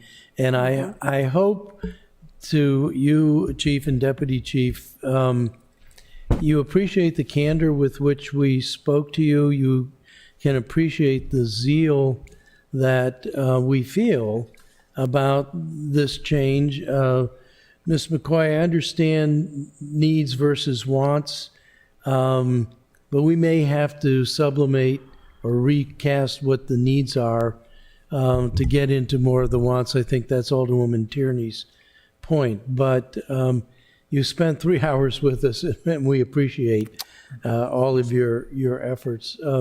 Alderman Savage, did you want to have the last word? Well, I think you said it very well. I just wanted to reiterate, I think, Alderwoman Tierney's point, and also in kind of response to the city manager, because I do think the state legislation, we do need to know how much that's going to cost. But I think given our budget constraints, it's not realistic to think that more money is going to come along with that. I think to Alderwoman Tierney's point, kind of the state legislation, and I think our peace legislation represents kind of, in some sense, a re-envisioning, reprioritization. And so I think for the state legislation as well, but that's where I think we need to reshift priorities internally to find the money, pull it from X to go to Y. And I think we expect you, and I'm sure you will be completely frank with us in terms of what that may need and what that would entail, what the potential costs, not monetary costs, but costs to policing or response times. But I think that's where we're going, because it's not just your department. It's police and fire are kind of at record sizes right now as a city, and so there's the financial part of it where we're saying, well, it's really tough to get more money. We're really in a situation where we can't. We have pensions we have to deal with. Because the typical employee, only 7% of salaries for the typical employee, the civil servant, goes towards pensions. For police, it's 14% of the salary goes towards pensions. For fire, it's 20% of the cost.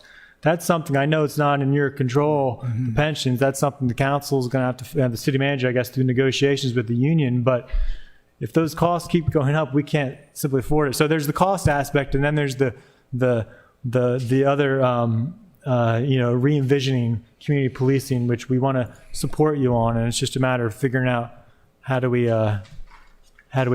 keep moving forward to get that done. But I appreciate everything, all of your remarks tonight. It's helpful to me, and it's been really good to hear perspectives from my colleagues, like Alderwoman Finlayson, on all of this. It's been very good. So thank you for joining us for the 3 hours as well. So you're welcome, and thank you, appreciate sir. Everything you're doing. I know I've also seen a shift in priorities compared to previous chiefs. Your officers are excellent, as I've tried to say, but we're just trying to balance things we hear from our constituents and balance things with the national realm, and with as much respect as we can. So thank you for everything. Yes, sir. Thank you.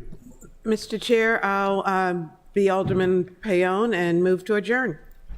Is there, I'll second that. Second. All in favor signify by saying aye. Aye. Aye. The ayes have it, and we'll be hearing from the Office of Law tomorrow. Me too.